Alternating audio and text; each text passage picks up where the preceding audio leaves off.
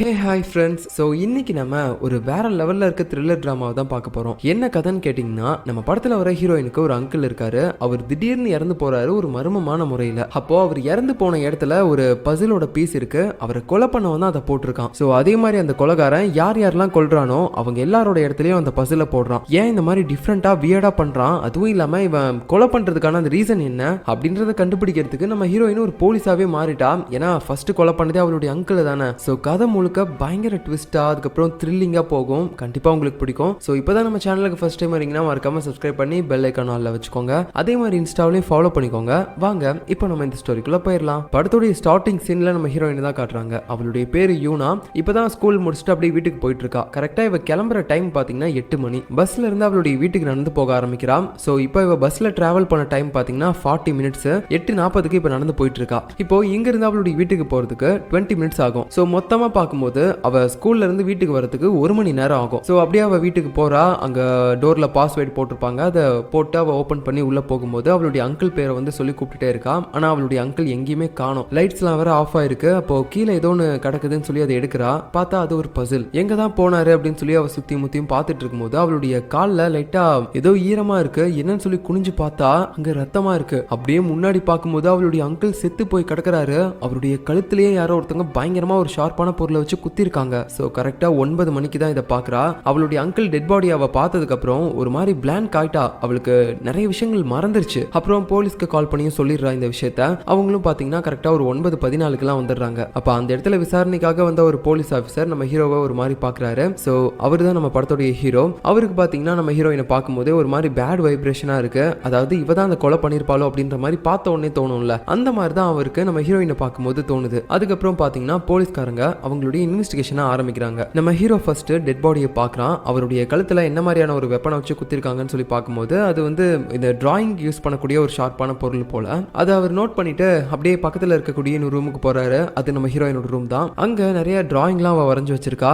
அதுவும் பார்க்கறதுக்கு ரொம்பவே வியர்டா தான் இருக்கு. அது மட்டும் இல்லாம இப்போ கொலை பண்றதுக்காக யூஸ் பண்ண அந்த டிராயிங்கான பொருட்களும் இங்க இருக்கு. ஒருவேளை இவ தான் கொன்னுட்டாளா அவளுடைய அங்கிளையே அப்படின்ற மாதிரி இந்த இடத்துல கொஞ்சம் எல்லாருமே டவுட்டோட யோசிக்க ஆரம்பிக்கிறாங்க. ஏன்னா கொலை பண்றதுக்கு யூஸ் பண்ண அதே மாதிரியான பொருட்கள் தான் இவளுடைய ரூம்லயும் இருக்கு. சோ இதெல்லாம் வச்சுதான் ஒரு மாதிரி யோசிச்சுட்டு இருக்காங்க. அது மட்டும் இல்லாம இறந்து போன நம்ம ஹீரோயினோட அங்கிள் ஒரு ரிட்டையர் ஆன போலீஸ் ஆஃபீஸர். அதனால நம்ம இந்த கேஸை இன்னும் நல்லா இன்வெஸ்டிகேஷன் பண்ணணும் அப்படின்ற மாதிரி போலீஸ் எல்லாருமே பேசிட்டு இருக்காங்க. சோ இந்த இடத்துல இன்வெஸ்டிகேஷன் எல்லாத்தையுமே முடிச்சுட்டு இப்போ போலீஸ் ஸ்டேஷன்ல பாத்தீங்கன்னா நம்ம ஹீரோயினை தான் விசாரிச்சுட்டு இருக்காங்க. இந்த மாதிரி நீ எப்பமா ஸ்கூல்ல இருந்து கிளம்புவ, எப்ப கரெக்டா அந்த இடத்துக்கு போன, அதுவும் இல்லாம நீ உள்ள போகும்போது அங்க சந்தேகமா இருக்க மாதிரி யாராவது பாத்தியா, யாராவது போனாங்களா அப்படின்ற மாதிரி நிறைய கேள்வி எல்லாம் கேக்குறாங்க. அவளுக்கு எதுவுமே ஞாபகம் இல்ல. சார் இங்க பாருங்க, எனக்கு 8 மணிக்கு ஸ்கூல் முடியும். நான் முடிச்சுட்டு 40 மினிட்ஸ் பஸ்ல டிராவல் பண்ணுவேன். மிச்சம் 20 மினிட்ஸ்ல வீட்டுக்கு நடந்து போவேன். சரியா 9 மணிக்கு வீட்டுக்கு போனேன். நான் டோரை ஓபன் பண்ணி உள்ள போய் என்னோட அங்கிளை தேடிட்டு இருந்தேன். ஒரு கடத்துக்கு மேல அவரு கீழே விழுந்து கிடந்தாரு. அப்பதான் எனக்கு தெரிஞ்சு அவர் இறந்து போய் கிடந்தாருன்ட்டு. அப்புறம் தான் நான் போலீஸ்க்கு கால் பண்ணேன். நீங்களும் ஒரு 14 நிமிஷத்துல வீட்டுக்கு வந்துட்டீங்க. பட் எனக்கு சடனா எல்லாமே பிளாங்க் ஆயிடுச்சு. என்னோட அங்கிள் டெட் பாடியை பார்த்த உடனே எனக்கு எதுவுமே ஞாபகம் இல்லை சரியா அப்படின்ற மாதிரி சொல்லிட்டு இருக்கா. இதெல்லாம் கேட்டு அந்த ஆஃபீஸரும் பாத்தீங்கன்னா சரி ஓகேமா நான் உன்னை நம்புறேன் அப்படின்ற மாதிரி சொல்லிட்டு அவரு நம்ம ஹீரோயின் விசாரிச்சது மூலமா அவருக்கு தோன்ற எல்லா விஷயங்களையும் நம்ம ஹீரோ கிட்ட ஷேர் பண்றாரு. எனக்கு தெரிஞ்சு இவ கொலை பண்ணிருக்க வாய்ப்பு இல்ல. இவ சின்ன பொண்ணு இந்த டெட் பாடி பார்த்தோன்னே ஒரு மாதிரி பதற்றத்துல எல்லாமே மறந்துருக்கா. அதுவும் இல்லாம அவ சொல்ற டைமிங் படி எல்லாம் பார்த்தா அவ 9 மணிக்கு தான் வீட்டுக்கு வந்திருக்கா. டெட் பாடி இறந்து போன டைமிங்கும் 9 மணி தான். அதுக்கப்புறம் அவ உடனே நமக்கு கால் பண்ணிருக்கா. நம்ம 14 நிமிஷத்துல அங்க போயிருக்கோம். சரியா அவ 9 மணிக்கு வீட்டுக்கு வந்து அப்பவே அவளுடைய அங்கிளை கொண்டிருக்க வாய்ப்பே கிடையாது. ஒருவேளை அப்படி அவ தான் 9 மணிக்கு வந்து கொண்டிருப்பானா அங்க அவங்க 2 பேரும் சண்டை போட்ட மாதிரி நமக்கு எந்தவித எவிடன்ஸும் கிடைக்கலையே சார். ஆனா எனக்கு அவதான் அந்த கொலைகாரியோன்னு தோணுது அப்படின்னு சொல்லும்போது நீ சொல்ற மாதிரியே பார்த்தா கூட அவளுக்கு எதிராக எந்தவித எவிடன்ஸுமே அங்க இல்லையடா சார். வேணும்னா கொஞ்சம் இப்படி யோசிச்சு பார்க்கலாமா, அவ பஸ்ஸை விட்டு இறங்கி வீட்டுக்கு வரதுக்கு 20 மினிட்ஸ் ஆகும்னு சொன்னா. ஒருவேளை பஸ் ஸ்டாப்ல இருந்து அவளுடைய வீட்டுக்கு ஷார்ட் கட் ஏதாவது இருந்துச்சுன்னா அந்த 20 மினிட்ஸ்க்குள்ளேயே அவ போயிருப்பாள்ல. அப்படி போயிட்டு கூட அவளுடைய அங்கிளை கொண்டிருக்கலாம்ல அப்படின்னு சொல்லும்போது நம்ம கிட்ட இப்ப இருக்கிறது எல்லாமே இந்த மாதிரி ஒரு கெஸ்ஸிங் மட்டும் தான். எந்தவித எவிடன்ஸுமே கிடையாது. எவிடன்ஸை கண்டுபிடிச்சிட்டு மற்றது எல்லாமே பேசலாம் அப்படின்ற மாதிரி சொல்லிடுறாரு. அதுக்கப்புறம் நம்ம ஹீரோ போயிட்டு ஹீரோயினை விசாரிக்க ஆரம்பிக்கிறான். நீ சொல்றதெல்லாம் எங்களுக்கு நம்பிக்கையே கிடையாது. நீ தான் அவனுடைய அங்கிளை கொண்டிருப்பியோன்னு சொல்லி எங்களுக்கு டவுட்டா இருக்கு. ஏன்னா அவரை கொலை பண்றதுக்கு யூஸ் பண்ண அந்த வெப்பன்ல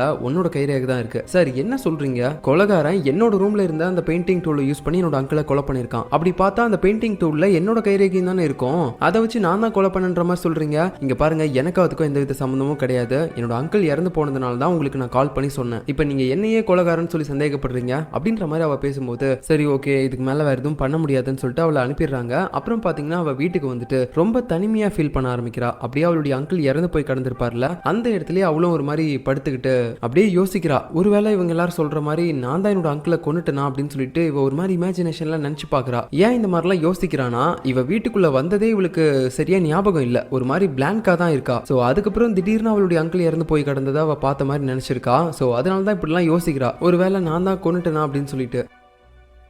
அப்புறம் நம்ம ஹீரோவை போய் பார்த்து அவங்கிட்டயும் அந்த பசில காட்டுறா. இங்க பாருங்க சார், நான் கொலை பண்ணல என்னோட அங்கிளை, அங்க இந்த ஒரு பசில் கூட இருந்துச்சு, இது கண்டிப்பா அந்த கொலைகாரனோட தான் இருக்கும் பாருங்க அப்படின்னு சொல்லிட்டு அதெல்லாம் ஒரு மாதிரி காட்டிக்கிட்டு இருக்கா. இருந்தாலும் பாத்தீங்கன்னா நம்ம ஹீரோவுக்கு அவ மேலதான் சந்தேகமாவே இருக்கு. இவ மேல நாங்க சந்தேகப்படக்கூடாதுன்னு சொல்லி இந்த கேஸை திசை திருப்பறதுக்காக இப்படி எல்லாம் இவ பண்றாளா அப்படின்ற மாதிரி பாத்தீங்கன்னா அவர் பாக்குறாரு. இப்ப கட் பண்ணிட்டு அப்படியே 10 வருஷத்துக்கு அப்புறம் காட்டுறாங்க. நம்ம ஹீரோயினும் இப்போ ஒரு டிடெக்டிவா தான் இருக்கா. அது மட்டும் இல்லாம அவளுக்கு ஒரு சில பிரச்சனைகளும் இருக்கு மனதளவுல. என்னன்னா நிறைய விஷயங்களை உடனே மறந்துருவா.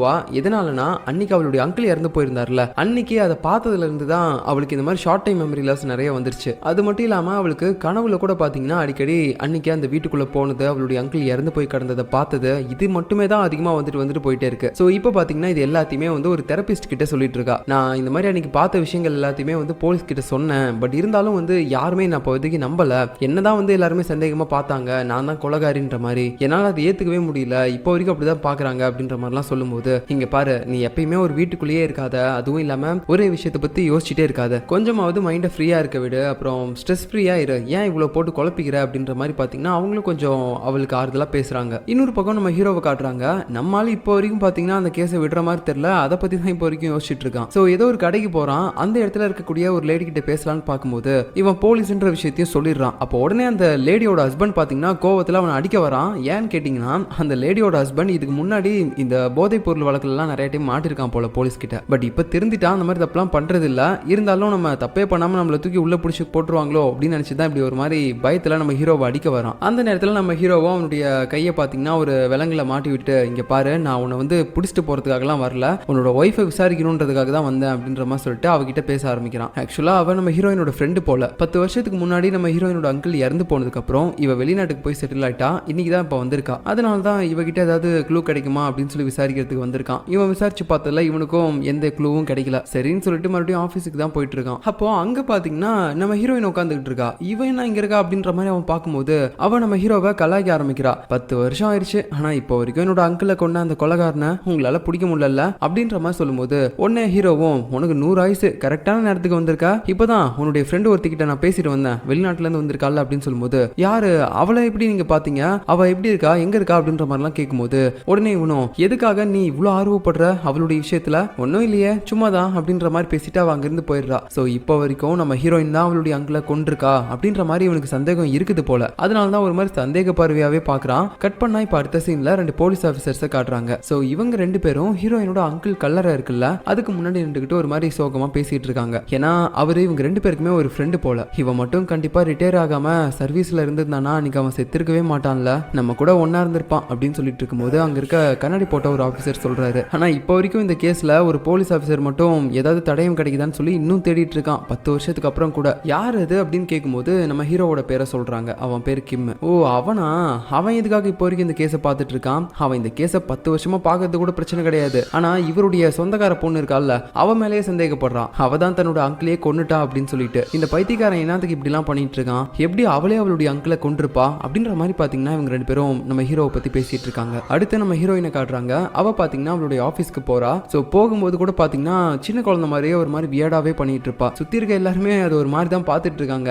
அதுக்கப்புறம் அவ ஆபீஸ்க்கு போய் பார்க்கும்போது அங்க யாரையுமே காணோம், வெறிச்சோடி போய் கிடக்குது. அப்புறம் அவளுடைய கேப்டனுக்கு கால் பண்றா, மேடம் நான் இங்க வந்துட்டேன் ஆபீஸ்க்கு, ஆனா யாரையுமே காணோம், எல்லாம் இங்க இருக்கீங்க அப்படின்னு கேட்கும்போது, ஏய் மறுபடியும் மறந்துட்டியா, நான் தான் சொன்னேன்ல இங்க ஒரு கேஸ் நடந்துட்டு இருக்கு, அங்க எல்லாருமே இருக்கும்ட்டு, உடனே வான்னு சொல்லும்போது ஓகே ஓகே அப்படின்னு சொல்லிட்டு அவ போறா. சோ நம்ம ஹீரோயினுக்கு இந்த மறதி நோய் இருக்குல்ல, அதனாலதான் இந்த மாதிரி சின்ன சின்ன விஷயத்தையும் அடிக்கடி மறந்துடுறா. இப்போ விசாரணை நடந்துட்டு இருக்க அந்த ஸ்பாட்டுக்கு தான் போறா. சோ என்ன பிரச்சனைன்னு பாத்தீங்கன்னா ஒரு சின்ன பையன் அவன் வீட்டுல கேம் விளையாண்டுட்டு இருக்கும்போது செத்து போய் கடந்திருக்கான். அவனுடைய டெட் பாடியை ஃபர்ஸ்ட் பார்த்தது அவனுடைய அண்ணன் தான். இந்த கேஸ்ல வேற என்ன டிஃபரெண்டா இருக்கு அப்படின்னு கேட்டா, அந்த சின்ன பையனை கொல்றதுக்காக ஒரு வெப்பனை யூஸ் பண்ணிருக்காங்க, அதை வந்து ஒரு மாதிரி தொடச்செல்லாம் வச்சிருக்காங்க. சோ உண்மையான கொலைகாரனா இருந்தா கண்டிப்பா அதை எடுத்துட்டே அவன் போயிருந்திருப்பான், ஆனா யார் இதை தொடச்செல்லாம் வச்சிருப்பா அப்படின்ற மாதிரிலாம் யோசிச்சுட்டு இவங்க இன்வெஸ்டிகேஷன் பண்ண ஆரம்பிக்கிறாங்க அந்த இடத்துல. சோ இப்போ இறந்து போயிருக்கான்ல அந்த சின்ன பையனோட ரூம்ல நிறைய அவார்ட்ஸ் இருக்கு, அப்புறம் நிறைய சர்டிபிகேட்ஸ் எல்லாமே இருக்கு. ஏன்னா அந்த அந்த சின்ன பையன் நல்லா படிப்பான் போல. அதுவும் இல்லாம அவனுக்குன்னு தனியா ஒரு ரூமை கொடுத்துருக்காங்க, நிறைய திங்ஸ் எல்லாம் ஒதுக்கியிருக்காங்க. இது எல்லாத்தையுமே ஹீரோயின் நோட் பண்ணிட்டு தான் போயிட்டு இருக்கா. அதுவும் இல்லாம அந்த பையன் இறந்து போன இடத்த சுத்தி நிறைய ரத்தம்லாம் பாத்தீங்கன்னா சதறி இருக்கு. அதை வச்சு பார்த்தா அந்த பையனை வேணும்னு தான் யாரோ ஒருத்தங்க வெறித்தனமா அடிச்சு கொண்டிருக்காங்க அப்படின்றது தெரிய வருது. ஸோ கண்டிப்பா இந்த சின்ன பையனை பிடிக்காத யாரோ ஒருத்தங்க தான் அவனை கொண்டிருக்கணும் அப்படின்ற மாதிரி நம்ம ஹீரோயின் யோசிச்சுட்டு அவளுடைய கடைசி முடிவை சொல்றா அவளுடைய டீம் ஆட்கள் கிட்ட. எனக்கு தெரிஞ்சு இந்த சின்ன பையனோட அண்ணன் தான் வந்து இவனை கொண்டிருக்கான் அப்படின்னு சொல்லும்போது அவங்களுக்கு ஒண்ணுமே புரியல. ஏய் என்ன திடீர்னு இப்படி சொல்ற, எப்படி ஒரு அண்ணனே தன்னோட தம்பியை இவ்வளவு கொடூரமா கொள்ளுவான், அதை பத்தி எல்லாம் கேட்காதீங்க, என்னோட கெஸ்ஸிங்ல நான் சொல்றேன், கண்டிப்பா அந்த பையன் தான் கொண்டிருக்கான் அப்படின்ற மாதிரி சொல்றா. இவங்களுக்கு எல்லாம் ஒண்ணுமே புரியல. அதுக்கப்புறம் ஆஃபீஸ்க்கு போயிட்டு இவங்க எல்லாருமே இதை பத்தி பேசிட்டு இருக்கும்போது நம்ம ஹீரோயின் சொல்றா, இந்த மாதிரி ஸ்ட்ராபெரி கேக் நான் உங்களுக்காக வாங்கிட்டு வந்தேன், அது ஃப்ரிட்ஜில் இருக்கு அப்படின்னு சொல்லும்போது உடனே இவ டீம்ல இருக்க கேப்டனும், ஏண்டி உனக்கு இந்த விஷயம்லாம் ஞாபகத்தில் இருக்கு, ஆனா எதுக்காக இம்பார்ட்டன்டான விஷயத்தை மட்டும் நீ மறந்துடுற அப்படின்ற மாதிரி கேட்கும்போது நான் என்ன பண்றது மேடம், எனக்கு அப்படி இருக்குது அப்படின்னு சொல்ல உடனே அந்த கேப்டனும், சரி ஓகே நீ சொன்ன மாதிரி அந்த சின்ன பையன் மேல போலீஸ்காரங்களுக்கு சந்தேகம் வந்திருக்கு, அதனால இப்ப வந்து அவனை விசாரிச்சுட்டு இருக்காங்க. அதுவும் இல்லாம விசாரணைக்கு நடுவில் அவன் என்ன தெரியுமா சொன்னா, அன்னைக்கு அவன் வீட்டுக்குள்ள போகும்போது அவனுக்கு நிறைய விஷயங்கள் திடீர்னு மறந்துருச்சான், எதுவுமே ஞாபகம் இல்லை அப்படின்ற மாதிரி சொல்றான். கிட்டத்தட்ட 10 வருஷத்துக்கு முன்னாடி உன் அங்கிள் இறந்து போன கேஸ்ல நீ ஒரு ஸ்டேட்மெண்ட் கொடுத்த பாத்தியா, அதே மாதிரி தான் சொல்லியிருக்கான் அப்படின்னு சொல்லும்போது இவளுக்கு உடனே ஒரு ஆர்வம் வருது. அப்படின்னா அந்த பையனை நான் விசாரிச்சே ஆகணும் அப்படின்னு சொல்லிட்டு அவ பாத்தீங்கன்னா இப்போ அந்த விசாரணை பண்ற இடத்துக்கு போறா. போயிட்டு விசாரிக்க ஆரம்பிக்கிறா. இந்த மாதிரி தம்பி எனக்கும் இதே மாதிரி தான் ஒரு இன்சிடென்ட் நடந்துச்சு, 10 வருஷத்துக்கு முன்னாடி என்னோட அங்கிளும் இதே மாதிரி தான் இறந்து போய் கிடந்தாரு, அதனால என்னையும் இப்படிதான் விசாரிச்சாங்க, அப்போ உன்ன மாதிரி தான் எனக்கும் அன்னைக்கு என்ன நடந்துச்சு அப்படின்றதே எனக்கு சடனா மறந்து போச்சு, வேணும்னா நம்ம 2 பேரும் அன்னைக்கு என்ன நடந்துச்சு அப்படின்றத மாத்தி மாத்தி ஒருத்தர் சொல்லலாம், என்னோட பாயிண்ட் ஆஃப் வியூவை நான் சொல்றேன், உன்னோட பாயிண்ட் ஆஃப் வியூவை நீ சொல்லு, அப்பயாவது சில விஷயங்கள் நம்ம 2 பேருக்கும் ஞாபகம் வருதான்னு பார்ப்போம் என்ன அப்படின்னு சொல்லும்போது அவனும் சரின்னு சொல்றான். ஸோ நம்ம ஹீரோயின் ஃபர்ஸ்ட் என்ன சொல்றான்னு பாத்தீங்கன்னா, இந்த மாதிரி நான் ஸ்கூல் முடிச்சுட்டு அங்க வீட்டுக்கு போனேன், அங்க டோர்ல லாக்லாம் போட்டேன், அதுக்கப்புறம் உள்ள போய் பார்க்கும்போதே அங்கிள் கீழே விழுந்து கிடந்தாரு அப்படின்ற எல்லாத்தையுமே வரிசையா சொல்லிட்டு வரும்போது இவனும் அதே மாதிரி சொல்றான், நானும் ஸ்கூல் விட்டு வீட்டுக்கு வந்தேன், நம்பர் லாக்கெல்லாம் போட்டு ஓப்பன் பண்ணிட்டு உள்ள போனேன், என் தம்பி இறந்து போய் கிடந்தான் அவன் ரூம்ல, அதுவும் இல்லாம நிறைய ரத்த கரெல்லாம் இருந்துச்சு அப்படின்னு சொல்லும்போது, ஓ அப்படியா சரி ஓகே நீ இது என்ன ஏதோ ஒப்பிச்சுட்டு பேசுற மாதிரியே பேசுற, விசாரிக்க வந்தாங்கன்னா இப்படிதான் பேசணும்னு சொல்லி ஃபர்ஸ்டே நிறைய ப்ரிப்பேர் பண்ணி வச்சிருப்ப போல, இல்லையா அந்த மாதிரிலாம் எதுவுமே கிடையாது, நான் அப்ப என்ன பார்த்தனோ அதை தான் உங்ககிட்ட அப்படியே சொல்றேன் அப்படின்னு சொல்லும்போது, சரிப்பா பதற்றப்படாத, மறுபடியும் அதை அப்படியே ரிப்பீட்டடா சொல்ல என்ன நடந்துச்சு அப்படின்னு சொல்லும்போது இவன் மறுபடியும் அதை அப்படியே சொல்ல ஆரம்பிக்கிறான். ஆனா இந்த டைம் ஒரு விஷயத்த மாத்தி சொல்லிடுறான். என்னன்னா இந்த மாதிரி உள்ள போன அப்போ கிச்சன் அப்படின்ற மாதிரி சொல்லும்போது, இது கிச்சனா, நீ எதுக்காகடா கிச்சனுக்கு போன அப்படின்னு சொல்லும்போது அவன் பயங்கரமா பதற ஆரம்பிக்கிறான். இப்பதான் நமக்கு ஒரு விஷயமே தெரிய வருது, ஆக்சுவலா இவன் தான் அவன் தம்பியவே கொண்டிருக்கான். நம்ம ஹீரோயின் கெஸ் பண்ணது கரெக்ட் தான். என்னன்னா இவன் தான் கிச்சனுக்கு போய் ஒரு வெப்பனை எடுத்து அவனோட தம்பியை பயங்கரமா கொண்டிருக்கான். அது மட்டும் இல்லாம அந்த நேரத்தில் ஏற்பட்ட ரத்தக்கரை இருக்கக்கூடிய அவனுடைய ட்ரெஸ்ஸையும் பாத்தீங்கன்னா அவன் போய் துவைச்சிருக்கான். இது எல்லாத்தையுமே நீ தானே பண்ணிருக்க, நீ தானே அவன் தம்பியை கொன்ன அப்படின்னு சொல்லும்போது அவன் அழுக ஆரம்பிக்கிறான். ஸோ ஆக்சுவலா இவன் எதுக்காக அவன் தம்பியை கொலை பண்ணான்னு பாத்தீங்கன்னா, அவன் தம்பி இவனை விட நிறைய விஷயங்கள்ல பெஸ்டா இருந்திருக்கான். அதான் இதுக்கு முன்னாடி கூட நம்ம பார்த்திருப்போம், அந்த பிரதரோட ரூம்ல நிறைய சர்டிபிகேட்ஸ் அவார்ட்ஸ் இது எல்லாமே இருந்திருக்கும்ல, அது எல்லாத்தையுமே வச்சு அவனுடைய பேரண்ட்ஸ் அடிக்கடி அவனை ரொம்பவே பெருமையா பேசுவாங்க போல. ஆனா இந்த பையனை கண்டுக்க மாட்டாங்க போல. அதனால தான் இவன் வந்து தன்னோட தம்பி மேல பயங்கரமான பொறாமப்பட்டு அவனை கடைசியா போட்டே தள்ளிட்டான் போல. இதே மாதிரி தான் நம்ம ஹீரோயின் அன்னைக்கும் கெஸ் பண்ணிருப்பா, இவன் தான் கொலை பண்ணிருக்கான் அப்படின்ட்டு. அது இப்போ உண்மைன்னு தெரிய வந்துச்சு இவனை கொலை பண்ணுற மாதிரி விசாரிச்சதுனால. இப்போ அடுத்த சீனில் அந்த 2 சீனியர் போலீஸ் ஆஃபீஸர்ஸ் இருக்காங்கல்ல, அதான் நம்ம ஹீரோயினோட அங்கிளோட ஃப்ரெண்ட்ஸ் கூட நம்ம பார்த்துருப்போம். ஸோ அவங்க பார்த்தீங்கன்னா இப்போ நம்ம ஹீரோ கிட்ட தான் பேசிட்டு இருக்காங்க. ஏன்டா 10 வருஷம் ஆயிடுச்சு, ஆனால் இப்போ வரைக்கும் எதுக்காகடா நீ அந்த கேஸை விடாமல் இருக்க, அப்புறம் அந்த இறந்து போனார்ல அவருடைய சொந்தக்கார பொண்ணையே நீ இப்போ வரைக்கும் எதுக்காக கொலைகாரின்ற மாதிரி நினச்சிட்டு இருக்க, அவ எதுக்காக அவளுடைய அங்கிளையே கொலை பண்ண போறா, நீ தேவையில்லாமல் இந்த கேஸில் அவன் மேலே சந்தேகம்லாம் பட்டுட்டு இருக்காத அப்படின்னு சொல்லும்போது, இல்லை சார் நானும் இந்த கேஸை விட்டு மூவ் ஆன் ஆகி தான் போகலான்னு நினைக்கிறேன், பட் இருந்தாலும் இதை பார்க்கும்போதெல்லாம் என்னால் விட்டுட்டு போகணும்னு தோணவே மாட்டேங்குது, அப்புறம் அந்த பொண்ணு இப்போ ஒரு டிடெக்டிவா மாறி இருக்கால, எனக்கு அதை பார்க்கும்போது தான் இன்னும் சந்தேகம் அதிகமாகுது, அவளுடைய அங்கிள் இறந்து போன கேஸ்ல இருந்து அவ தப்பிக்கணும் அப்படின்றதுக்காக தான் ஒரு டிடெக்டிவாவே மாறி இருக்கா, இந்த கேஸ்ல நம்ம அடுத்தடுத்த மூவ் என்ன பண்றோம் அப்படின்னு தெரிஞ்சுக்கிறதுக்கு அப்படின்ற மாதிரிலாம் உளறிட்டு இருக்கான். பட் அவங்க 2 பேரும் அதெல்லாம் நம்புற மாதிரி தெரியல. அப்புறம் 3 பேரும் நல்லா குடிச்சிட்டு வெளியே போறாங்க. ஸோ நம்ம ஹீரோ டேரக்டா எங்க போறான்னு பாத்தீங்கன்னா ஹீரோயினோட ஸ்கூலுக்கு தான். அதான் அவ 10 வருஷத்துக்கு முன்னாடி ஒரு ஸ்கூல்ல இருந்து நடந்து வந்திருப்பாள்ல, அங்கெல்லாம் போயிட்டு அவன் மறுபடியும் ஒரு மாதிரி ரீகால் பண்ண ஆரம்பிக்கிறான். இவ எப்படி இங்க இருந்து போனா, எப்படி அவளுடைய அங்கிள் வீட்டுக்கு போயிருப்பா அப்படின்ற மாதிரிலாம் கரெக்டாக கால்குலேட் பண்ணிட்டு வந்துட்டே இருக்கான். 8 மணிக்கு ஸ்கூல் முடியுது,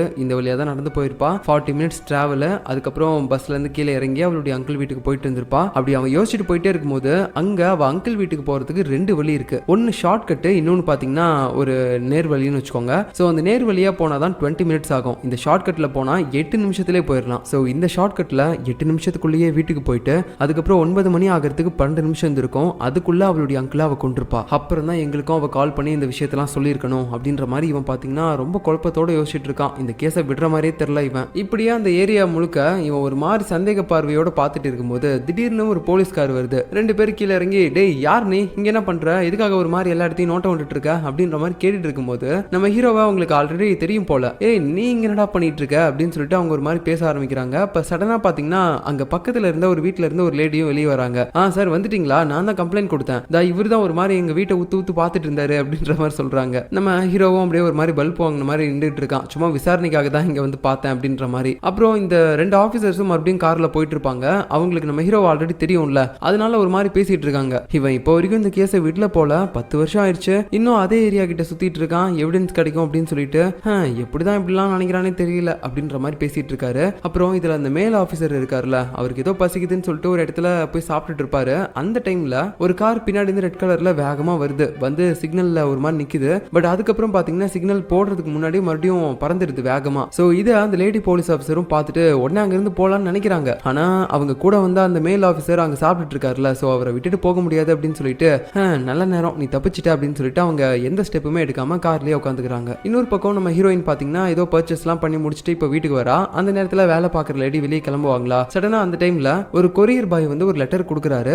சார் இதை யார் கொடுத்தது, ஏன்னா இதுல அட்ரஸ் எதுவுமே மென்ஷன் பண்ணல அப்படின்னு சொல்லும்போது, அதெல்லாம் எனக்கு தெரியாதுங்க, உங்ககிட்ட தான் கொடுக்க சொல்லி கொடுத்தாங்க, அதான் கொடுக்குறேன் அப்படின்னு சொல்லிட்டு அவன் போயிடுறான். அதுக்கப்புறம் நம்ம ஹீரோயினும் உள்ள என்ன இருக்குன்னு சொல்லிட்டு ஓபன் பண்ணி பார்த்தா ஒரு பசில் இருக்கு. அதாவது கிட்டத்தட்ட 10 வருஷத்துக்கு முன்னாடி அவளுடைய அங்கிள் இறந்து போன இடத்துல ஒரு பசில் இருந்திருக்கும்ல, அதே மாதிரி தான் இருக்கு. இதை பார்த்த உடனே அவ வேக வேகமா உள்ள ஓடி போறா. 10 வருஷத்துக்கு முன்னாடி எடுத்த அந்த பசிலையும் இதையும் ஒண்ணு சேர்க்கிறா. ரெண்டுமே பாத்தீங்கன்னா கரெக்டா மேட்ச் ஆகுது. அது மூலமாவே இவளுக்கு தெரிஞ்சு போச்சு, 10 வருஷத்துக்கு முன்னாடி அவளுடைய அங்கிளை யார் கொலை பண்ணானோ அதே கொலைகாரன் தான் இப்போ இந்த பசிலையும் இவளுக்கு அனுப்பியிருக்கான் அப்படின்றது அவளுக்கு தெரிய வருது. ஒருவேளை அடுத்த கொலை நடக்க போதா, அதுக்கான ஹிண்ட் தான் எனக்கு இவன் கொடுக்குறானா அப்படின்ற மாதிரி யோசிச்சுட்டு டக்குன்னு பாத்தீங்கன்னா நம்ம ஹீரோயினே ஹீரோவுக்கு கால் பண்ண ஆரம்பிக்கிறா. இதை பத்தி உடனே அவன் கிட்ட சொல்லணும்னு சொல்லி. ஏன்னா அந்த 10 வருஷத்துக்கு முன்னாடி நடந்த கேஸை இப்போ வரைக்கும் அவன் தானே பாத்துக்கிட்டு இருக்கான், அதுக்காக தான் அவனுக்கு கால் பண்றா. ஆனா அவன் அட்டன் பண்ற மாதிரி தெரியல. அடுத்து நம்ம ஹீரோயின் டைரக்டா ஹீரோவோட வீட்டுக்கே போறா. ஆனா அந்த இடத்துலயும் அவனை காணோம், அவனுடைய அம்மா தான் இருக்காங்க. மேடம் உங்க பையன் எங்க, அவன்கிட்ட நான் ஒரு முக்கியமான விஷயத்த சொல்லணும் அப்படின்னு சொல்லும்போது, அவன் வேற எங்கேயோ இருக்காமா, இன்னைக்கு வீட்டுக்கு வரல அப்படின்னு சொல்லும்போது, ஐயோ நான் இப்ப என்ன பண்றது அப்படின்ற மாதிரி இவ பதட்டத்தோடயே பாத்தீங்கன்னா மறுபடியும் கார் எடுத்துட்டு நம்ம ஹீரோவை தேடி போலான்னு நினைக்கிறா. ஆனா இந்த அபார்ட்மெண்ட்ல ஒரு ஃப்ளோருக்கும் ஒரு பார்க்கிங் கட்டி வச்சிருக்காங்க. இவ எந்த ஃப்ளோர்ல எந்த பார்க்கிங்ல இவ நிறுத்திட்டு வந்தா அப்படின்னு இவளுக்கே தெரியல அவளுடைய காரை. ஐயோ இது வேற ஒரு பிரச்சனையா, என் காரை வேற இப்ப தேடி கண்டுபிடிக்கணுமே அப்படின்னு யோசிச்சுட்டு இவ பாட்டுக்கு பாத்தீங்கன்னா ஒரு மாதிரி கார் கீயை வச்சு அழுத்திக்கிட்டே இருக்கா. எல்லா ஃப்ளோருக்குமே போயிட்டு எந்த பார்க்கிங்ல நான் விட்டுருப்பேன் அப்படின்னு சொல்லிட்டு அப்படி தேடிட்டே இருக்கும்போது இவள மாதிரியே ஒரு ரெட் கலர் கார் பாத்தீங்கன்னா அங்க ஒரு இடத்துல நிக்குது. அதுவும் ஆல்ரெடி ஆன்ல இருக்கு. என்ன இது, என் கார் இது கிடையாது, ஆனா இது ஏன் ஆன்ல இருக்கு அப்படின்ற மாதிரி யோசிச்சுட்டு இவ பக்கமா போயிட்டு உள்ள யாராவது இருக்காங்களான்னு சொல்லி ஒரு மாதிரி பார்க்க ஒரு லேடி செத்து போய் கிடக்குறாங்க. அப்படியே அவளுக்கு தூக்கி வாரி போட்டுச்சு. அது மட்டும் இல்லாம தெரிஞ்சிருச்சு ரெண்டாவது அந்த கொலைகாரன் இவளை கொலை பண்றதுக்காக தான் எனக்கு அந்த பசில் அனுப்பியிருக்கான் அப்படின்ற மாதிரி. அப்புறம் போலீஸ்க்கும் கால் பண்ணி விஷயத்த சொல்லிடுறா. அவங்களும் டைரக்டா அந்த இடத்துக்கு வராங்க. அவங்க 2 பேரும் வேற யாரும் கிடையாது, நம்ம ஹீரோவோட ஃப்ரெண்ட்ஸ் தான். இதுக்கு முன்னாடி கூட அவனை பார்த்து பேசியிருப்பாங்கல்ல, ஒரு மேல் அப்புறம் ஃபீமேல் ஆஃபீஸர்ஸ், அவங்க 2 பேர் தான். அதுக்கப்புறம் என்ன, அந்த இடத்துக்கு நிறைய பேர் விசாரிக்கிறதுக்காக வராங்க. நம்ம ஹீரோவும் வரான். உள்ள வந்து அந்த டோரை ஓபன் பண்ணி பார்க்கறான். அந்த லேடி எப்படி இறந்து போயிருக்காங்க அப்படின்னு சொல்லிட்டு அவங்களுடைய கழுத்தை தான் பயங்கரமா நெரிச்சு கொண்டிருக்காங்க பேக் சீட்ல இருந்து. அப்புறம் கார்ல இருக்க அந்த கேமரா ஃபுட்டேஜ் எடுக்கலாம்னு சொல்லி பாக்குறாங்க. பார்த்தா கேமராவே காணோம். ஓகே கொலைகாரன் அதையும் எடுத்துட்டு போயிட்டான் போல அப்படின்னு யோசிச்சுட்டு வேற ஏதாவது திருடி இருக்கானா, கொலைக்கான பர்பஸ் என்ன அப்படின்னு சொல்லி தேடி பார்க்கும்போது பர்ஸ் கூட அங்கதான் இருக்கு. ஸோ கொலைகாரனோட மோட்டிவ் திருடுறது கிடையாது, இந்த லேடியை கொலை பண்ணணும் அப்படின்றதுக்காகவே வந்திருக்கான். அதுக்காக தான் இவ்வளவு கொடூரமா கொலை பண்ணிட்டு போயிருக்கான் போல அப்படின்ற மாதிரி நம்ம ஹீரோ எல்லாத்தையுமே நோட் பண்றான். அதுக்கப்புறம் அவன் சீஃபோட அசிஸ்டன்ட் ஒருத்தர் இருப்பாரு, அவர்கிட்ட கேட்கறான் இந்த மாதிரி ஃபர்ஸ்ட் யார் இந்த டெட் பாடியை பார்த்து சொன்னது அப்படின்னு கேட்கும்போது, அதான் இந்த போலீஸ் டிபார்ட்மெண்ட்ல இருக்கால யூனா, அவளே தான் அப்படின்னு சொல்லும்போது நம்ம ஹீரோவுக்கு இங்க பயங்கரமான ஒரு ஷாக்கு. என்னது இந்த கொலையிலயும் அவ தான் விட்னஸா, எப்படி அவ எப்படி கரெக்டான நேரத்துக்கு இங்க வந்தா, அதுவும் இல்லாம எனக்கு வேற நிறைய டைம் கால் பண்ணியிருந்திருக்காளே, என்ன விஷயமா இருக்கும் அப்படின்ற மாதிரி நம்ம ஹீரோவுக்கு பல குழப்பங்கள். இப்ப அடுத்த சீன்ல நம்ம ஹீரோயினை காட்டுறாங்க. அவ பாத்தீங்கன்னா ஒரு பப்ளிக் டாய்லெட் கிட்ட வந்து ஏதாவது இன்ஃபர்மேஷன் நமக்கு கிடைக்குமா கொலைகாரன் ரிலேட்டடா அப்படின்னு சொல்லி தேடிட்டு இருக்கா. இங்க எதுக்காகடா வந்திருக்கா அப்படின்னா, கடைசியா அந்த கொரியர்ல 2வது பசில இவளுக்கு கொடுத்து விட்டுருப்பான்ல அந்த கொலைகாரன், அந்த டைம்லயே நம்ம ஹீரோயின் அந்த கொரியர் மேன் கிட்ட கேட்டிருப்பா இந்த மாதிரி இதை யார் எனக்கு அனுப்புனது, எந்தவித அட்ரஸும் இல்ல அப்படின்ற மாதிரி சொல்லும்போது அவரும் சொல்லியிருப்பாரு ஒரு அன்னோன் நம்பர்ல இருந்து எனக்கு ஒரு மெசேஜ் வந்துச்சு, உங்க அட்ரஸ்க்கு நான் இந்த கொரியர் அனுப்பணும் அப்படின்னு சொல்லிட்டு. இந்த கொரியரை கூட அவர் டைரக்டா வந்து என் கையில கொடுக்க கிடையாது, ஒரு பப்ளிக் டாய்லெட்டுக்கு முன்னாடி வச்சுட்டு போயிட்டாரு, நான் தான் அங்க இருந்து எடுத்துட்டு வந்து உங்ககிட்ட கொடுத்தேன் அப்படின்னு சொல்லியிருப்பாரு. ஸோ அதனால தான் இப்போ அந்த பப்ளிக் டாய்லெட் கிட்ட நம்ம ஹீரோயின் வந்து இங்க ஏதாவது சிசிடிவி கேமரா இருக்கா அப்படின்னு சொல்லி செக் பண்ணி பாக்குறா அந்த கொலைகாரனை பிடிக்கிறதுக்கு. ஆனா இங்க அந்த மாதிரி எதுவுமே கிடையாது, எல்லாமே எல்லாமே இடிஞ்சு போன பொருட்கள் மட்டும் தான் இருக்கு. ஸோ ஆள் நடமாட்டமே இல்லாத ஒரு பழைய இடம், இங்க நமக்கு எந்தவித குழுவும் கிடைக்காதுன்னு சொல்லிட்டு ஹீரோயின் போயிடுறா. அடுத்து எங்க போறான்னு பாத்தீங்கன்னா நம்ம ஹீரோ கிட்ட தான் போயிட்டு எல்லாத்தையுமே சொல்றா. இங்க பாருங்க, கொலைகாரன் வேற யாருமே கிடையாது, அவன் ஒரு சீரியல் கில்லர். ஏன்னா 10 வருஷத்துக்கு முன்னாடி என்னோட அங்கிளை யார் கொண்டானோ அவனே தான் இந்த கொலையையும் பண்ணிருக்கான். நான் எப்படி இவ்வளவு கான்ஃபிடண்டா சொல்றேன்னா, அன்னைக்கு என் அங்கிள் இறந்து போன இடத்துலயும் ஒரு பசில் பீஸ் கிடைச்சு. ஆனா அந்த டைம்ல அந்த பசில் பீஸை நீங்க ஒரு பெரிய எவிடன்ஸா எடுத்துக்கல. ஆனா இப்போ இந்த லேடி இறந்து போறதுக்கு முன்னாடியும் எனக்கு ஒரு பசில் பீஸை அந்த கொலைகாரன் அனுப்பியிருக்கான். இதுல ஹைலைட் அந்த 2 பசில் பீஸும் ஒன்னோட ஒன்னு பெர்ஃபெக்ட்டா மேட்ச் ஆகுது. ஸோ அந்த கொலைகாரன் அந்த கொலையை பண்றதுக்கு முன்னாடி எதுக்காக எனக்கு இந்த பசில் அனுப்பணும், அவன் ஒரு சீரியல் கில்லர்னு சொல்லி நிரூபிக்கிறதுக்காக தான், அதுக்கு தான் இதை எனக்கு அனுப்பியிருக்கான். சொன்னா புரிஞ்சுக்கோங்க, 10 வருஷத்துக்கு முன்னாடி அங்கிளை கொன்ன அதே கொலைகாரன் தான் இப்போ மறுபடியும் இறங்கியிருக்கான் அப்படின்னு சொல்லும்போது நம்ம ஹீரோ அதை எதையுமே பெருசா எடுத்துக்கிற மாதிரி தெரியல. இங்க பாரு, உண்மையான கொலைகாரி நீ தான், நான் உன் மேல தான் சந்தேகப்பட்டிருக்கேன். நாங்க உன்னை கண்டுபிடிக்க கூடாது அப்படின்றதுக்காக தானே நீ குழப்பி விட்டுறதுக்குன்னே இந்த டிபார்ட்மெண்ட்குள்ள வந்திருக்க. நீ இந்த மாதிரி என்னதான் பொய்களை அடிக்கிட்டு போயிட்டே இருந்தாலும் நான் உன்னை நம்ப மாட்டேன். நீ தான் உண்மையான கொலைகாரி, நான் அதுக்கான எவிடன்ஸை கண்டுபிடிக்கிறேன் அப்படின்ற மாதிரி பாத்தீங்கன்னா இவன் நம்ம ஹீரோயினை சுத்தமா நம்பாத மாதிரியே பேசுறான். ஹீரோயினும் பார்த்துட்டு என்னமோ பண்ணி தொலை, இந்த 2வது பஸ்ல நான் கண்டுபிடிக்கும் போதே யாராவது ஒருத்தங்க இறந்து போக போறாங்கன்னு சொல்லி நான் ஃபர்ஸ்டே கண்டுபிடிச்சிட்டேன். அதை பத்தி உங்ககிட்ட சொல்றதுக்காக தான் நான் கால் பண்ணிட்டே இருந்தேன், ஆனா நீ தான் அட்டென்ட் பண்ணல அப்படின்னு சொல்லிட்டு போயிருப்பா. அதுக்கப்புறமேட்டு பாத்தீங்கன்னா நம்ம ஹீரோவும் இதை பத்தி விசாரிக்கிறதுக்காக அவனுடைய அம்மாவுக்கு கால் பண்ணி, அம்மா இந்த மாதிரி என்ன தேடி ஒரு பொண்ணு வந்தாளா அப்படின்னு சொல்லும்போது, ஆமாப்பா வந்தா, அப்புறம் உடனே போயிட்டா, ஏதோ முக்கியமான விஷயத்த சொல்லணும்னு சொன்னா அப்படின்னு சொல்லும்போது நம்ம ஹீரோவும் ஓகே அப்படின்னு சொல்லிட்டு ஓரளவுக்கு நம்ம ஹீரோயின் மேல நம்பிக்கை வந்துருச்சு இப்போ அவனுக்கு. இப்போ அடுத்து நேத்து அந்த அபார்ட்மெண்ட்ல அந்த லேடி இறந்து போனால, ஸோ இப்போ 2வதா இறந்து போன அந்த லேடியோட பேர் பாத்தீங்கன்னா லிம். ஸோ அந்த லேடி அந்த அபார்ட்மெண்ட்குள்ள என்ன டைமிங்ல போயிருக்காங்க, எப்படி அந்த பார்க்கிங்ல போய் நின்றாங்க, அதுக்கப்புறம் அவங்க எப்படி இறந்தாங்க அப்படின்ற எல்லாத்தையுமே அந்த இடத்துல இருக்கக்கூடிய சிசிடிவி ஃபுட்டேஜ் எல்லாம் வச்சு பார்த்துட்டு இருக்காங்க. ஸோ அதுல அந்த லேடி பாத்தீங்கன்னா ஒரு 10:30 மணிக்கு மேல தான் இந்த அபார்ட்மெண்ட்குள்ள வராங்க. அவங்க இறந்து போன டைம் பாத்தீங்கன்னா ஒரு 11:30 மணி. ஆனா நம்ம ஹீரோயின் பாத்தீங்கன்னா 11:30 மணிக்கு மேல தான் அந்த அபார்ட்மெண்ட்குள்ளேயே நுழைஞ்சிருக்கா. அதை வச்சு பார்த்தா கண்டிப்பா அந்த கொலையை அவ பண்ணல அப்படின்றது நம்ம ஹீரோக்கு இங்க கான்ஃபிடண்டா தெரியுது. இப்ப கட் பண்ண அடுத்த சீன்ல போலீஸ்காரங்க அந்த லிமோட வீட்டை போய் செக் பண்ண ஆரம்பிக்கிறாங்க. அந்த வீட்டுக்குள்ள ஏதாவது எவிடன்ஸ் கிடைக்குமா அப்படின்னு சொல்லிட்டு. சோ அங்க அவங்களுக்கு தேவைப்படுற மாதிரி எந்தவித எவிடன்ஸுமே கிடைக்கல. ஆனா அவளுடைய வீட்டை வச்சு பார்க்கும்போது அவ ரொம்பவே லக்ஸூரியஸான ஒரு லைஃபை வாழ்ந்துட்டு இருந்திருக்கா அப்படின்றது மட்டும் தெரியுது. இன்னொரு பக்கம் நம்ம ஹீரோ இருக்கான்ல, அவனுக்கு அகைன் நம்ம ஹீரோயின் மேல லைட்டா ஒரு டவுட் வர ஆரம்பிக்குது. அதனால லாஸ்டா அவ அந்த லிமோட டெட் பாடியை கார்ல பார்த்து அதை போலீஸ் கிட்ட இன்ஃபார்ம் பண்ணிருப்பாள்ல, அந்த டைம்ல அவ பேசின அந்த ஆடியோவை இவன் கொஞ்சம் கிளியரா கேட்க ஆரம்பிக்கிறான். அதுல ஏதாவது நமக்கு எவிடன்ஸ் கிடைக்குமா அப்படின்னு சொல்லிட்டு. ஆனா இவன் எத்தனை டைம் கேட்டாலும் அதுலயும் இவனுக்கு தேவைப்படுற மாதிரி எந்தவித எவிடன்ஸும் கிடைக்கல. இருந்தாலும் நம்ம ஹீரோயின் மேல இருக்க அந்த சந்தேகத்தை போக்கியே ஆகணும் அப்படின்ற மாதிரி யோசிச்சு அவளுடைய தெரபிஸ்ட் இடத்துக்கு போறான். அங்க போயிட்டு இந்த மாதிரி யூனா அப்படின்னு சொல்லி ஒரு பேஷண்ட் உங்ககிட்ட வந்து தெரபிஸ்ட் எடுத்துக்கிறாங்கல்ல, அவங்க என்ன ரீசனுக்காக இங்க வராங்க, அவங்களுக்கு என்ன மாதிரியான ப்ராப்ளம்லாம் இருக்கு அப்படின்ற மாதிரி பயங்கரமா நோண்டி நோண்டி கேட்டே இருக்கான். ஆனா அந்த தெரபிஸ்ட் எதுவுமே சொல்ற மாதிரி தெரியல. இங்க பாருங்க சார், எங்க பேஷண்டோட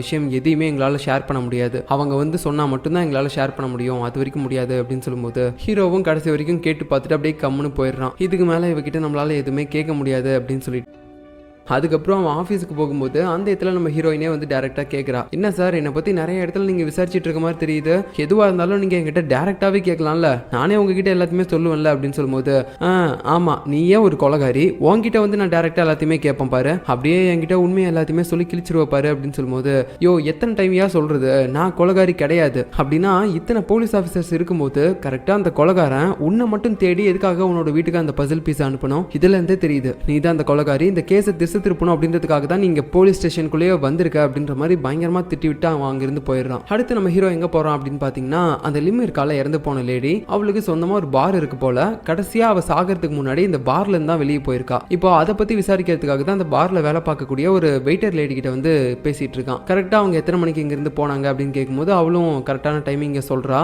அதுக்கப்புறம் அவங்க லாஸ்டா யார்கிட்ட பேசினாங்க, அவங்களுக்கு வேற ஏதாவது க்ளோஸான ஆட்கள்லாம் இங்க இருக்காங்களா அப்படின்ற மாதிரிலாம் நிறைய கேள்வி கேட்கும்போது, சார் மேடம் எப்பயாவது ஒரு டைம் தான் இங்க வருவாங்க, அதுக்கப்புறம் அவங்களுக்கு ஒரு போலீஸ் ஃப்ரெண்ட் இருந்தாங்க, ஆனா அவங்களுடைய நேம் எனக்கு சரியா தெரியல சார் அப்படின்னு சொல்லும்போது ஹீரோவுக்கு பயங்கரமான ஷாக்கு, யார் அந்த போலீஸ்காரரா இருப்பாரு அப்படின்ட்டு. சரி ஓகே அப்படின்னு சொல்லிட்டு எல்லாத்தையுமே கேட்டு தெரிஞ்சுக்கிட்டு அங்கேயும் நம்ம ஹீரோயினோட போட்டோவை காட்டி, இவ்வளவு இதுக்கு முன்னாடி இங்க பாத்திருக்கீங்களா, உங்க மேடம் கூட பேசியிருக்காளா அப்படின்ற மாதிரி கேட்கும்போது, இல்ல சார் நான் இவங்களை இப்பதான் ஃபர்ஸ்ட் டைம் பாக்குறேன் அப்படின்ற மாதிரி அந்த வெயிட்டர் லேடியும் சொல்றாங்க. சோ எல்லா இன்ஃபர்மேஷனும் நம்ம ஹீரோ நோட் பண்ணிட்டு அடுத்து என்ன பண்றான்னு பாத்தீங்கன்னா கடைசியா அந்த லிம் யார் யார் கூடலாம் கால் பண்ணி பேசியிருந்திருக்கா அப்படின்னு சொல்லிட்டு அந்த கால் ஹிஸ்டரி எல்லாத்தையுமே ட்ராக் பண்ணி பார்க்கறான். அப்போ அதுல அவளுக்கு கடைசியா கால் பண்ணது நம்ம ஹீரோவோட சீஃப் நம்பர். இதை பார்த்துட்டு அவனுக்கு பயங்கரமான ஷாக்கு. எப்படி அவ சாக போறதுக்கு முன்னாடி என்னோட சீஃப் கால் பண்ணியிருந்திருப்பாரு அப்படின்ற மாதிரி யோசிச்சுட்டு இதை பத்தி கேட்கறதுக்காக டைரக்டா அந்த சீஃப் கிட்டே போறான். சீஃப், இந்த மாதிரி அந்த லிம்மா உங்களுக்கு தெரியுமா? நீங்க அவங்களுக்கு லாஸ்டா கால் பண்ணீங்களா நேற்று நைட்டு அப்படின்னு கேட்கும்போது, ஆமா அவளை தெரியும், நான் கால் பண்ணேன் அப்படின்னு சொல்லும்போது, என்ன இவ்வளவு அசால்ட்டா சொல்றீங்க? அவங்க செத்து போயிட்டாங்க, கடைசியா கால் பண்ணது நீங்க தான், இவ்வளவு அசால்ட்டா வந்து இப்ப ஆன்சர் பண்ணிட்டு இருக்கீங்க, எதுக்கு கால் பண்ணீங்க அப்படின்ற மாதிரி கேட்கும்போது, இந்த மாதிரி அவ பார் வச்சிருக்கால, சோ நான் இப்பயாவது அங்க போற மாதிரி இருந்துச்சுன்னா ஃபர்ஸ்ட் ரிசர்வ் பண்ணுவேன் அவளுக்கு கால் பண்ணி, அதுக்காக தான் நேத்தும் கால் பண்ணியிருந்தேன், ஆனா அவ அட்டன் பண்ணவே இல்லை, அதுக்கு என்ன பண்றது, நான் அப்புறம் போகவே இல்லை அப்படின்னு சொல்லும்போது, சரி ஓகே நீங்க போல, ஆனா யாரை பாக்குறதுக்காக நீங்க அன்னைக்கு அந்த பாரை ரிசர்வ் பண்ணியிருந்தீங்க அப்படின்னு கேட்கும்போது, இங்க பாரு என்னோட பர்சனலான இன்ஃபர்மேஷன்லாம் உங்ககிட்ட சொல்லணும்னு அவசியம் கிடையாது, நான் யாரை வேணா பார்க்க போவேன், அதை பத்திலாம் கேட்காம உன் வேலையை மட்டும் பாரு அப்படின்ற மாதிரி சொல்லும்போது, என் வேலையை தான் பாக்குறேன் சொல்லுங்கன்னு சொல்லிட்டு அவன் அகைன் கேட்டே இருக்கான். ஒரு இடத்துக்கு மேல அவரும் கோவப்பட்டு, சொல்ல முடியாது, ஒழுங்கா நிறுத்திக்கோ, இதோட நிறுத்திக்கோ அப்படின்ற மாதிரி மிரட்டும் போது அவனும் அதுக்கு மேல வேற எதுவுமே பேசிக்கல. ஸோ இது மூலமா இப்போ நம்ம ஹீரோவுக்கு சில விஷயங்கள் தெரிய வருது. லாஸ்டா அந்த பாருக்கு போறதுக்காக தான் இவர் வந்து கால் பண்ணியிருந்திருக்காரு ரிசர்வ் பண்றதுக்கு. ஆனா இவர் லிம்முக்கு கால் பண்ணும்போது அவங்க எடுக்கலைன்னு சொல்லிட்டு இவர் அன்னைக்கு பாருக்கு போகவே இல்லை. அதனால மறுபடியும் அந்த வெயிட்டர் லேடிக்கு கால் பண்ணி கேட்கறான், இந்த மாதிரி உனக்கு நல்லா தெரியுமா, கடைசியா அந்த லிம்மை வந்து அந்த பார்ல மீட் பண்ணது ஒரு போலீஸ் ஆஃபீஸர் தானா அப்படின்னு சொல்லும்போது, ஆமா சார் எனக்கு நல்லா தெரியும், அது வந்து ஒரு போலீஸ் ஆஃபீஸர் தான், பட் ஆனா அவங்களுடைய நேம் தான் எனக்கு ஞாபகம் இல்லை அப்படின்ற மாதிரி மறுபடியும் அதே தான் சொல்றா. ஸோ யாரா இருக்கும் அந்த போலீஸ் ஆஃபீஸர் அப்படின்னு சொல்லிட்டு நம்ம ஹீரோ மறுபடியும் ஒரு மாதிரி யோசிச்சுட்டே இருக்கான். இப்போ அடுத்து நம்ம ஹீரோயின் இருக்கால, அவ அந்த சீஃபை தான் மீட் பண்ணி பேசிட்டு இருக்கா. எதுக்காகனா இவளுக்கு இந்த கேஸ்ல நல்லா தெரிஞ்ச ஒரு விஷயம் என்ன அப்படின்னா, இது வந்து ஒரு சீரியல் கில்லர் பண்ணிட்டு இருக்கான். 10 வருஷத்துக்கு முன்னாடி அவளுடைய அங்கிளை கொன்னவனும் சரி, இப்போ கடைசியா அந்த லிம் லேடி இறந்து போனால அவளையும் சரி, இவங்க ரெண்டு பேரையுமே ஒரு சீரியல் கில்லர் தான் கொலை பண்ணிருக்கான் அப்படின்ட்டு. ஸோ எதுக்காக பர்டிகுலரா இவங்க ரெண்டு பேரையும் அந்த சீரியல் கில்லர் கொலை பண்ணணும், ஒருவேளை இவங்க ரெண்டு பேருக்கு நடுவுலையும் ஏதாவது ஒரு ரிலேஷன்ஷிப் இருந்திருக்கலாமா அப்படின்ற மாதிரி யோசிச்சுக்கிட்டு, நம்ம ஹீரோயின் அங்கிள் ஃப்ரெண்டு தானே இந்த சீஃப், ஸோ அதனால தான் இப்போ இவர்கிட்ட வந்து கேட்டுட்டு இருக்கா, இந்த மாதிரி என்னோட அங்கிளுக்கும் இப்போ கடைசியா இறந்து போனாங்கல்ல அந்த லிம் லேடி, அவங்களுக்கும் ஏதாவது ரிலேஷன்ஷிப் இருந்திருக்கா, ஒருத்தர் இதுக்கு முன்னாடி தெரியுமா அப்படின்ற மாதிரிலாம் கேட்கும்போது, எனக்கு தெரிஞ்ச அவங்க ரெண்டு பேருக்கும் சம்மந்தமே கிடையாது, பட் ஆனா நீ ஏன் இப்போ உன்னோட அங்கிள் இருந்து போன கேஸுக்கும் இதுக்கும் வந்து கனெக்ட் பண்ற அப்படின்னு கேட்கும்போது, அதெல்லாம் உங்களுக்கு சொன்னாலும் புரியாது சார் அப்படின்ற மாதிரி சொல்லிட்டு அவ வீட்டுக்கு போறா. அங்க போயிட்டு அவளுடைய அங்கிள் பழைய போட்டோஸ்லாம் இருக்கும்ல, அது எல்லாத்தையுமே பார்த்துட்டு இருக்கா. அந்த போட்டோஸ்ல ஏதாவது இந்த லிம்மோட போட்டோ இருக்கா அப்படின்னு சொல்லிட்டு. ஸோ இவ தேடி பார்த்த வரைக்கும் இந்த லிம்முக்கும் அவளுடைய அங்கிளுக்கும் எந்தவித சம்மந்தமும் இல்லை அப்படின்னு சொல்லி தெரிய வருது. ஆனா ஏன் இவங்க ரெண்டு பேரையும் குறிப்பா அந்த கொலைகாரன் சூஸ் பண்ணா அப்படின்னு சொல்லிட்டு அவளுக்குள்ள பயங்கரமான ஒரு குழப்பம். கட் பண்ணா இன்னொரு பக்கம் நம்ம ஹீரோ அந்த வெயிட்டர் லேடி கிட்ட விசாரிச்சது மூலமா லாஸ்டா அந்த லிம்மை யாரோ ஒரு போலீஸ் ஆஃபீஸர் தான் அந்த பார்ல வச்சு மீட் பண்ணிருக்காரு அப்படின்றது தெரிஞ்சிருக்கும்ல. ஸோ அது யாரா இருக்கும் அப்படின்னு சொல்லி கண்டுபிடிக்கிறதுக்கு நிறைய போலீஸ் ஆஃபீஸர்ஸ் எல்லாரையுமே பாத்தீங்கன்னா கூப்பிட்டு விசாரிச்சுட்டு இருக்கான். அன்னைக்கு நைட்டு நீங்க என்ன பண்ணிட்டு இருந்தீங்க, அந்த பாருக்கு போனீங்களா, உங்களுக்கும் அந்த லேடிக்கும் இதுக்கு முன்னாடி ஏதாவது ரிலேஷன்ஷிப் இருந்திருக்கா அப்படின்ற மாதிரி எல்லா கேள்வியும் கேட்கறான். பட் இவன் விசாரிச்ச வரைக்கும் எந்த போலீஸ் ஆஃபீஸரும் அன்னைக்கு நைட்டு அந்த லிம் கூட பேசல. ஸோ இது ஒரு பக்கம் நடந்துட்டு இருக்கும்போது இதே நேரத்தில் நம்ம ஹீரோவோட சீஃப் இருக்கார்ல, அவருடைய அசிஸ்டன்ட் கிட்ட சில விஷயங்களை சொல்றாரு. எல்லாரையும் ஒழுங்கா வாயை மூடிட்டு இருக்க சொல்லு, வாயை திறந்து ஏதாவது சொன்னானுங்கன்னு வச்சுக்கோயேன் எல்லாரோட வேலையும் போயிடும் அவ்வளவுதான் அப்படின்ற மாதிரி பேசுறாரு. ஸோ இதை வச்சு பார்த்தா இவங்களுக்கு ஆல்ரெடி ஏதோ ஒரு விஷயம் தெரிஞ்சிருக்கு, ஆனா அதை சொன்னா இவங்களுடைய வேலையே போயிடும் அப்படின்னு நினைச்சிட்டு தான் இவங்க வந்து இப்போ எதுவுமே சொல்லாம சைலண்டா இருக்காங்க. இந்த நேரத்தில் நம்ம ஹீரோயின் வேற ரொம்பவே டிப்ரெஷன் ஆயிட்டா இந்த கேஸை பத்தி நினைச்சு, அதனால ஒரு மாதிரி சின்ன வயசுல அவ வரைவாள்ல அதே மாதிரி ரொம்பவே நெகட்டிவ் வைபா இருக்க மாதிரி சில டிராயிங்ஸ் எல்லாம் வரைஞ்சிட்டு இருக்கா. இப்போ அடுத்த நாள் காலையில இருந்து இந்த லிம் இறந்து போன கேஸை பத்தி நியூஸ்ல எல்லாம் பயங்கரமா போட்டு கிளிக்க ஆரம்பிக்கிறாங்க போலீஸ்காரங்க எல்லாரையுமே. இவங்க என்ன பண்ணிட்டு இருக்காங்க, இப்படி ஒரு கொலை நடந்திருக்கு, அதுவும் ரொம்ப கொடூரமா, அந்த கொலைகாரனை பிடிக்கிறதுக்கு இவங்களுக்கு வழி இல்லை போல அப்படின்ற மாதிரி சொல்லிட்டு பயங்கரமா பேசிட்டு இருக்காங்க. இதெல்லாம் கேட்டு அந்த சீஃப்க்கு ஒரு மாதிரி தலை வலிக்க ஆரம்பிக்குது. இப்படியாவது சீக்கிரமா இந்த கேஸை வந்து க்ளோஸ் பண்ணணும், ஏதாவது ஒன்று பண்ணி அப்படின்ற மாதிரி யோசிச்சுட்டு எல்லாத்தையுமே வந்து ஒரு மாதிரி ஆர்டர் கொடுத்துட்டு இருக்காரு, சீக்கிரமா இந்த கேஸ் எப்படியாவது க்ளோஸ் பண்ணுங்க அப்படின்னு சொல்லிட்டு. அப்படியே அவ பேசிட்டு போனதுக்கு அப்புறம் அந்த பார்ல வேலை பார்க்குற வெயிட்டர் லேடி இருக்கால, அவ நம்ம ஹீரோவுக்கு கால் பண்ணி, சார் எனக்கு அந்த ஆஃபீஸரோட நேம் ஞாபகம் வந்துருச்சு, அதாவது லாஸ்டா லிம் கிட்ட பேசின அந்த ஆஃபீஸரோட நேம் அப்படின்னு சொல்லும்போது, சொல்லுங்க அப்படின்னு சொல்லிட்டு அவனும் கேட்குறான். அந்த லேடியும் சொல்றாங்க. ஸோ பார்த்தா அது வேற யாரும் கிடையாது, அவரும் பார்த்தீங்கன்னா அந்த போலீஸ் டிபார்ட்மெண்ட்ல ஒரு சீனியர் தான். அதான் இதுக்கு முன்னாடி கூட பார்த்துருப்போம், நம்ம ஹீரோயின் அங்கிளோட ஃப்ரெண்டு தான் அவரு, அந்த கல்லறைக்கு முன்னாடி போய் நின்று இருப்பார்ல. ஸோ இப்போ நம்ம ஹீரோ அவரை தான் மீட் பண்ணி பேசிட்டு இருக்கான். சரி சொல்லுங்க சார், அன்னைக்கு நைட்டு நீங்க எதுக்காக அந்த லிம்மை மீட் பண்ணீங்க, அவங்க இறந்து போயிருக்காங்க, ஸோ இந்த விஷயம் பத்திலாம் உங்களுக்கு தெரியும்ல அப்படின்னு சொல்லும்போது, தெரியும், இப்போ நீ என்ன விசாரிக்க வந்திருக்கிறத பார்த்தாலே நல்லா தெரியுது, என் மேல ஏதோ சந்தேகப்பட்டு வந்திருக்கேன்னு சொல்லிட்டு, என்ன கேள்வியா இருந்தாலும் கேளு, நான் கரெக்டாக சொல்றேன் அப்படின்னு சொல்லும்போது, எடுத்தோடனே நம்ம ஹீரோவும் உங்க ரெண்டு பேருக்கு நடுவுலையும் என்ன மாதிரியான ரிலேஷன்ஷிப் சார் இருந்துச்சு அப்படின்னு கேட்கும்போது,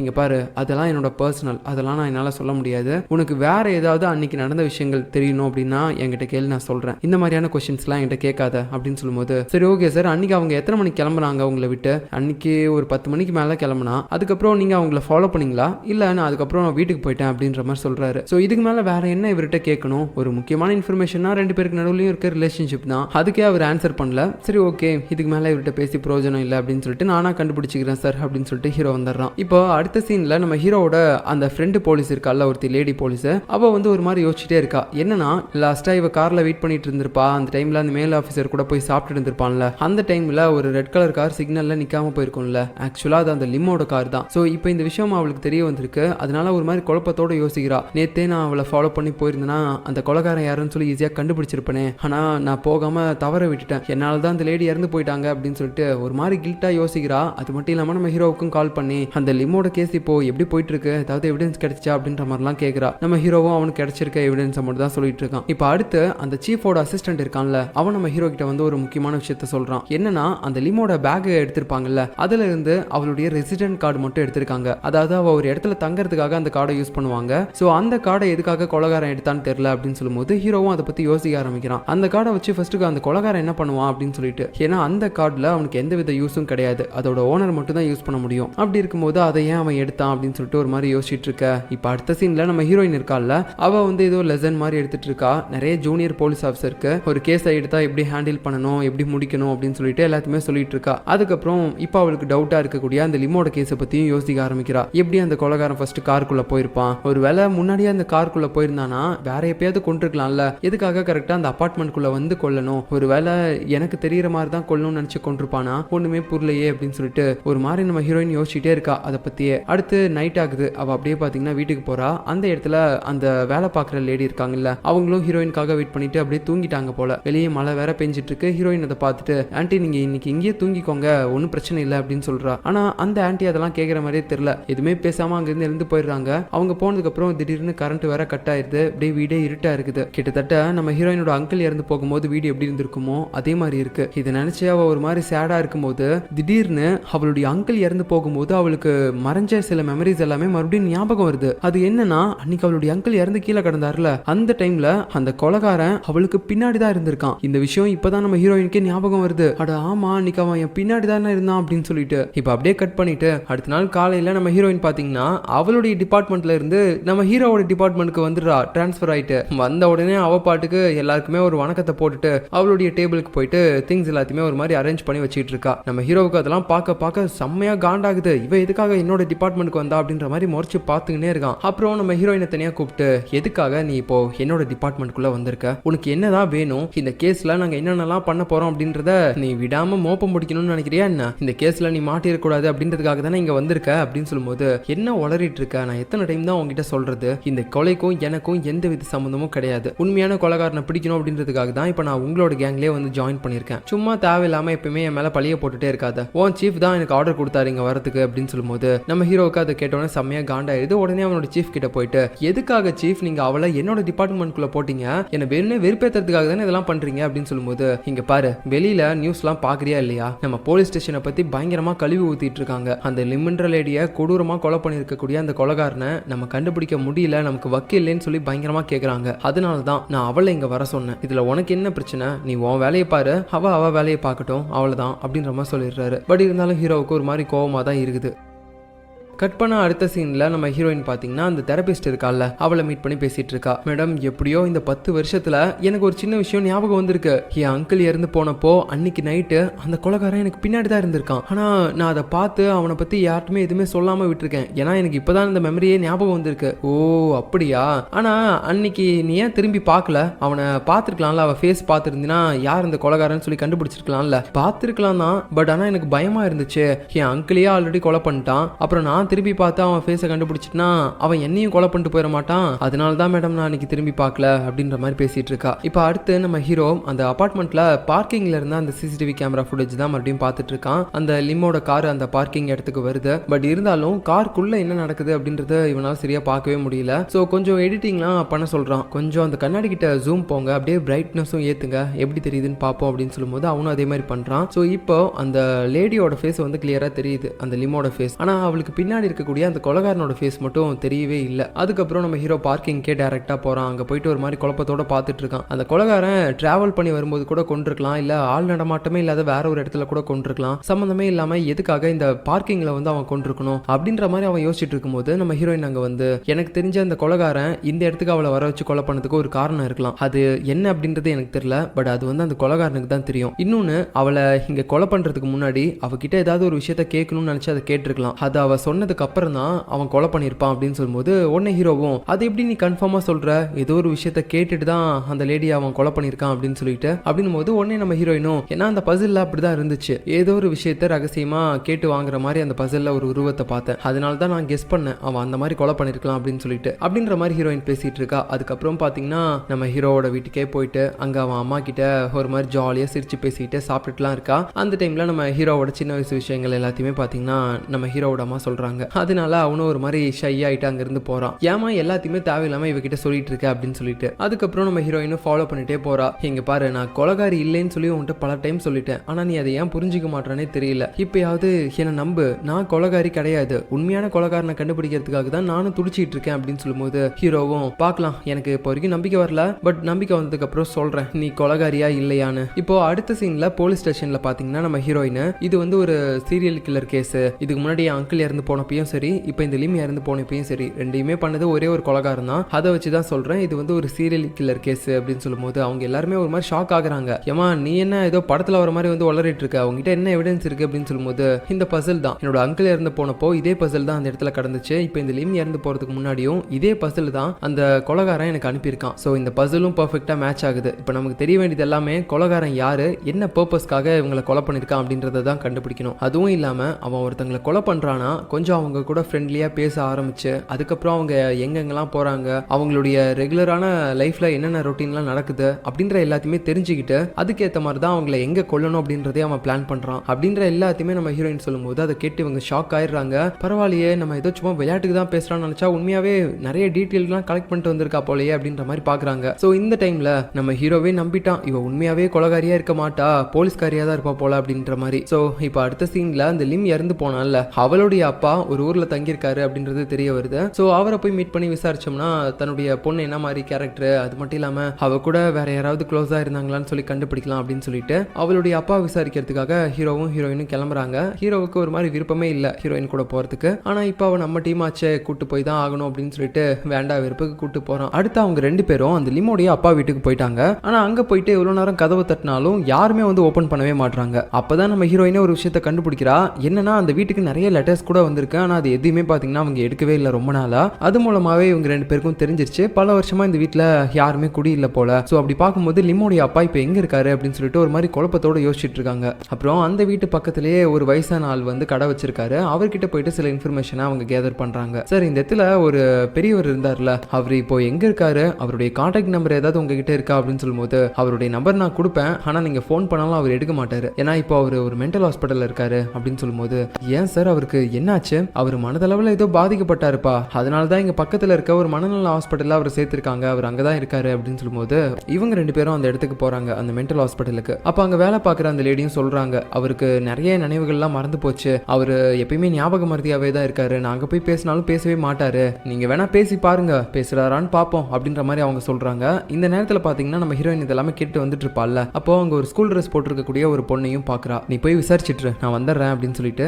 ஹீரோயின் பாத்தீங்கன்னா அப்படியே அங்கிருந்து போயிடுறா. எங்க போறான்னு தெரியல. சரி ஓகேன்னு சொல்லிட்டு ஹீரோ விசாரிக்க ஆரம்பிக்கிறான். தாத்தா, நான் ஒரு போலீஸ் ஆஃபீஸர், உங்க பொண்ணை பத்தி விசாரிக்கிறதுக்காக வந்திருக்கேன் அப்படின்ற மாதிரி சொல்லிட்டு அவன் பேச்சு கொடுக்குறான். ஆனா அவர் சுத்தமா கண்டுக்கவே இல்லை இவனை. அதுக்கப்புறம் உடனே அவனும் போன்லலாம் சர்ச் பண்ணி பார்க்குறான். அதாவது இந்த மாதிரி மனநலம் பாதிக்கப்பட்ட பெரியவங்க கிட்ட நம்ம எப்படி பேசணும் அப்படின்னு சொல்லிட்டு. அப்போ அதில் என்ன சொல்லியிருக்காங்கன்னா, நீங்கள் அவங்களுடைய குழந்தைங்க மாதிரி பேச ஆரம்பிச்சிங்கன்னா கண்டிப்பாக அவங்க வந்து பதிலுக்கு பேசுவாங்க அப்படின்ற மாதிரி அதில் மென்ஷன் பண்ணியிருக்கு. இதை பார்த்துட்டு இவனும் அந்த பெரியவரோட பையன் மாதிரி அவர்கிட்ட பேசலான்னு சொல்லி ட்ரை பண்ணும்போது நம்ம ஹீரோயின் இருக்கால, அவ பார்த்தீங்கன்னா ஸ்கூல் ட்ரெஸ்லாம் போட்டு வந்துட்டு அப்பா எப்படிப்பா இருக்கீங்க அப்படின்ற மாதிரி பேச ஆரம்பிக்கிறா. அதாவது இவன் ஒரு அடி பாஞ்சா நம்ம ஹீரோயின் 10 அடி பாயிரா. ஏன்னா அவளுக்கு ஆல்ரெடி தெரிஞ்சிருக்கு இந்த மாதிரி மனநலம் பாதிக்கப்பட்ட பெரியவங்க கிட்ட அவங்களுடைய குழந்தைங்க மாதிரி நம்ம போய் பேசணும் அப்படின்னு சொல்லிட்டு. அதனால தான் இப்போ வெளியில அந்த ஸ்கூல் ட்ரெஸ் போட்டிருக்க ஒரு பொண்ணை பார்த்தால, அவகிட்ட போயிட்டு அந்த ட்ரெஸ்ஸை கடன் வாங்கிட்டு வந்து இப்போ இந்த பெரியவர்கிட்ட அவருடைய பொண்ணு லிம்மு மாதிரி பேச ஆரம்பிக்கிறா. அப்பா எப்படிப்பா இருக்கீங்க, நல்லா இருக்கீங்களா, சாரிப்பா நான் உங்களை வந்து அடிக்கடி பார்க்க முடியல, என்னம்மா நல்லா இருக்கியா அப்படின்னு சொல்லிட்டு அவரும் பதிலுக்கு வேற பேச ஆரம்பிக்கிறாரு. நம்ம ஹீரோவுக்கு பார்க்கும்போது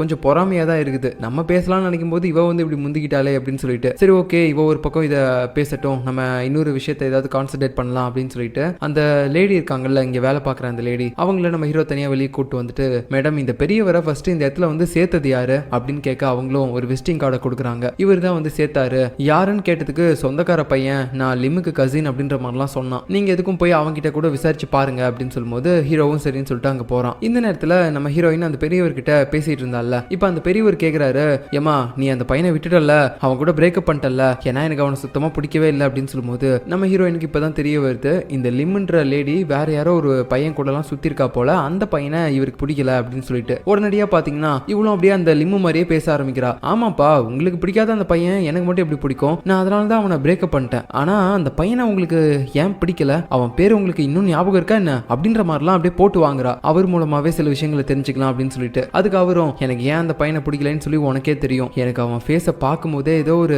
பேட் வைப்ரேஷன் கிரியேட் ஆச்சு, அதுக்காக தான் நான் அவன் கூட பழகாதான்னு சொன்னேன், ஆனா எனக்கு அவன் பேரை ஞாபகம் இல்லமா, அப்புறம் அவன் ஃபேஸை எத்தனை டைம் பார்த்தாலும் எனக்கு வெறியா வந்துச்சு, அதனால தான் நான் உன் கூட சண்டைலாம் போட்டேன் அப்படின்ற மாதிரிலாம் இவர் பேசுறாரு. இது எல்லாத்தையுமே நம்ம ஹீரோயின் கேட்டுக்கிறா. இப்ப கட் பண்ண அடுத்த சீன்ல அந்த லிம்மோட அப்பாவை இந்த மென்டல் ஹாஸ்பிட்டல்ல சேர்த்து விட்டார்ல அந்த சொந்தக்கார பையன், அவனை பார்த்து பேசுறதுக்காக தான் போயிருக்கான். போயிட்டு கேட்கறான், இந்த மாதிரி நீங்க எப்ப அவர் அந்த மென்டல் ஹாஸ்பிட்டல்ல ஜாயின் பண்ணீங்க, அதுவும் இல்லாம அவருடைய பொண்ணு கடைசியா எப்ப வந்து அவரை பார்த்தா அப்படின்னு கேட்க அவரும் எனக்கு தெரிஞ்சு பல வருஷத்துக்கு முன்னாடி தான் அவருடைய பொண்ணு வந்து கடைசியா அவரை பார்த்தா, அதிகமா வந்து பார்க்க மாட்டா, எப்பயாவது ஒரு டைம் தான் வருவா, அதுவும் அவ கடைசியா வந்து பார்க்கும்போது ஏதோ ஒரு பாய் ஃப்ரெண்டை கூட்டு வந்திருப்பா போல, அந்த பாய் ஃப்ரெண்டா அவளுடைய அப்பாவுக்கு சுத்தமா பிடிக்கவே இல்லை, அவன் கூட பிரேக்கப் பண்ண சொல்லி பயங்கரமா அவர் சண்டைலாம் போட்டாரு மிங்க கூட, ஆனா அவளும் அன்னைக்கு அந்த பாய் ஃப்ரெண்ட் கூட பிரேக்கப் பண்ற மாதிரி தெரியல, பதிலுக்கு அவ அப்பா கூட சண்டை போட்டு அங்கிருந்து போயிட்டா. சோ கடைசியா அவளுடைய அப்பாவை அப்பதான் பார்த்தா அந்த பாய் ஃப்ரெண்ட் கூட சேர்ந்து அப்படின்னு சொல்லும்போது நம்ம ஹீரோவும் இதெல்லாமே கேட்டுக்கிறான். அதுக்கப்புறம் இப்ப அந்த பெரியவரோட வீட்டுல போய் நம்ம ஏதாவது இன்வெஸ்டிகேஷன் பண்ணலாம், ஏதாவது எவிடன்ஸ் கிடைக்குதான்னு பார்க்கலாம் அப்படின்னு சொல்லிட்டு ஹீரோ போகும்போது அங்க ஆல்ரெடி வீடுலாம் ஓப்பன்ல இருக்கு. அவனுக்கு ஒண்ணுமே புரியல,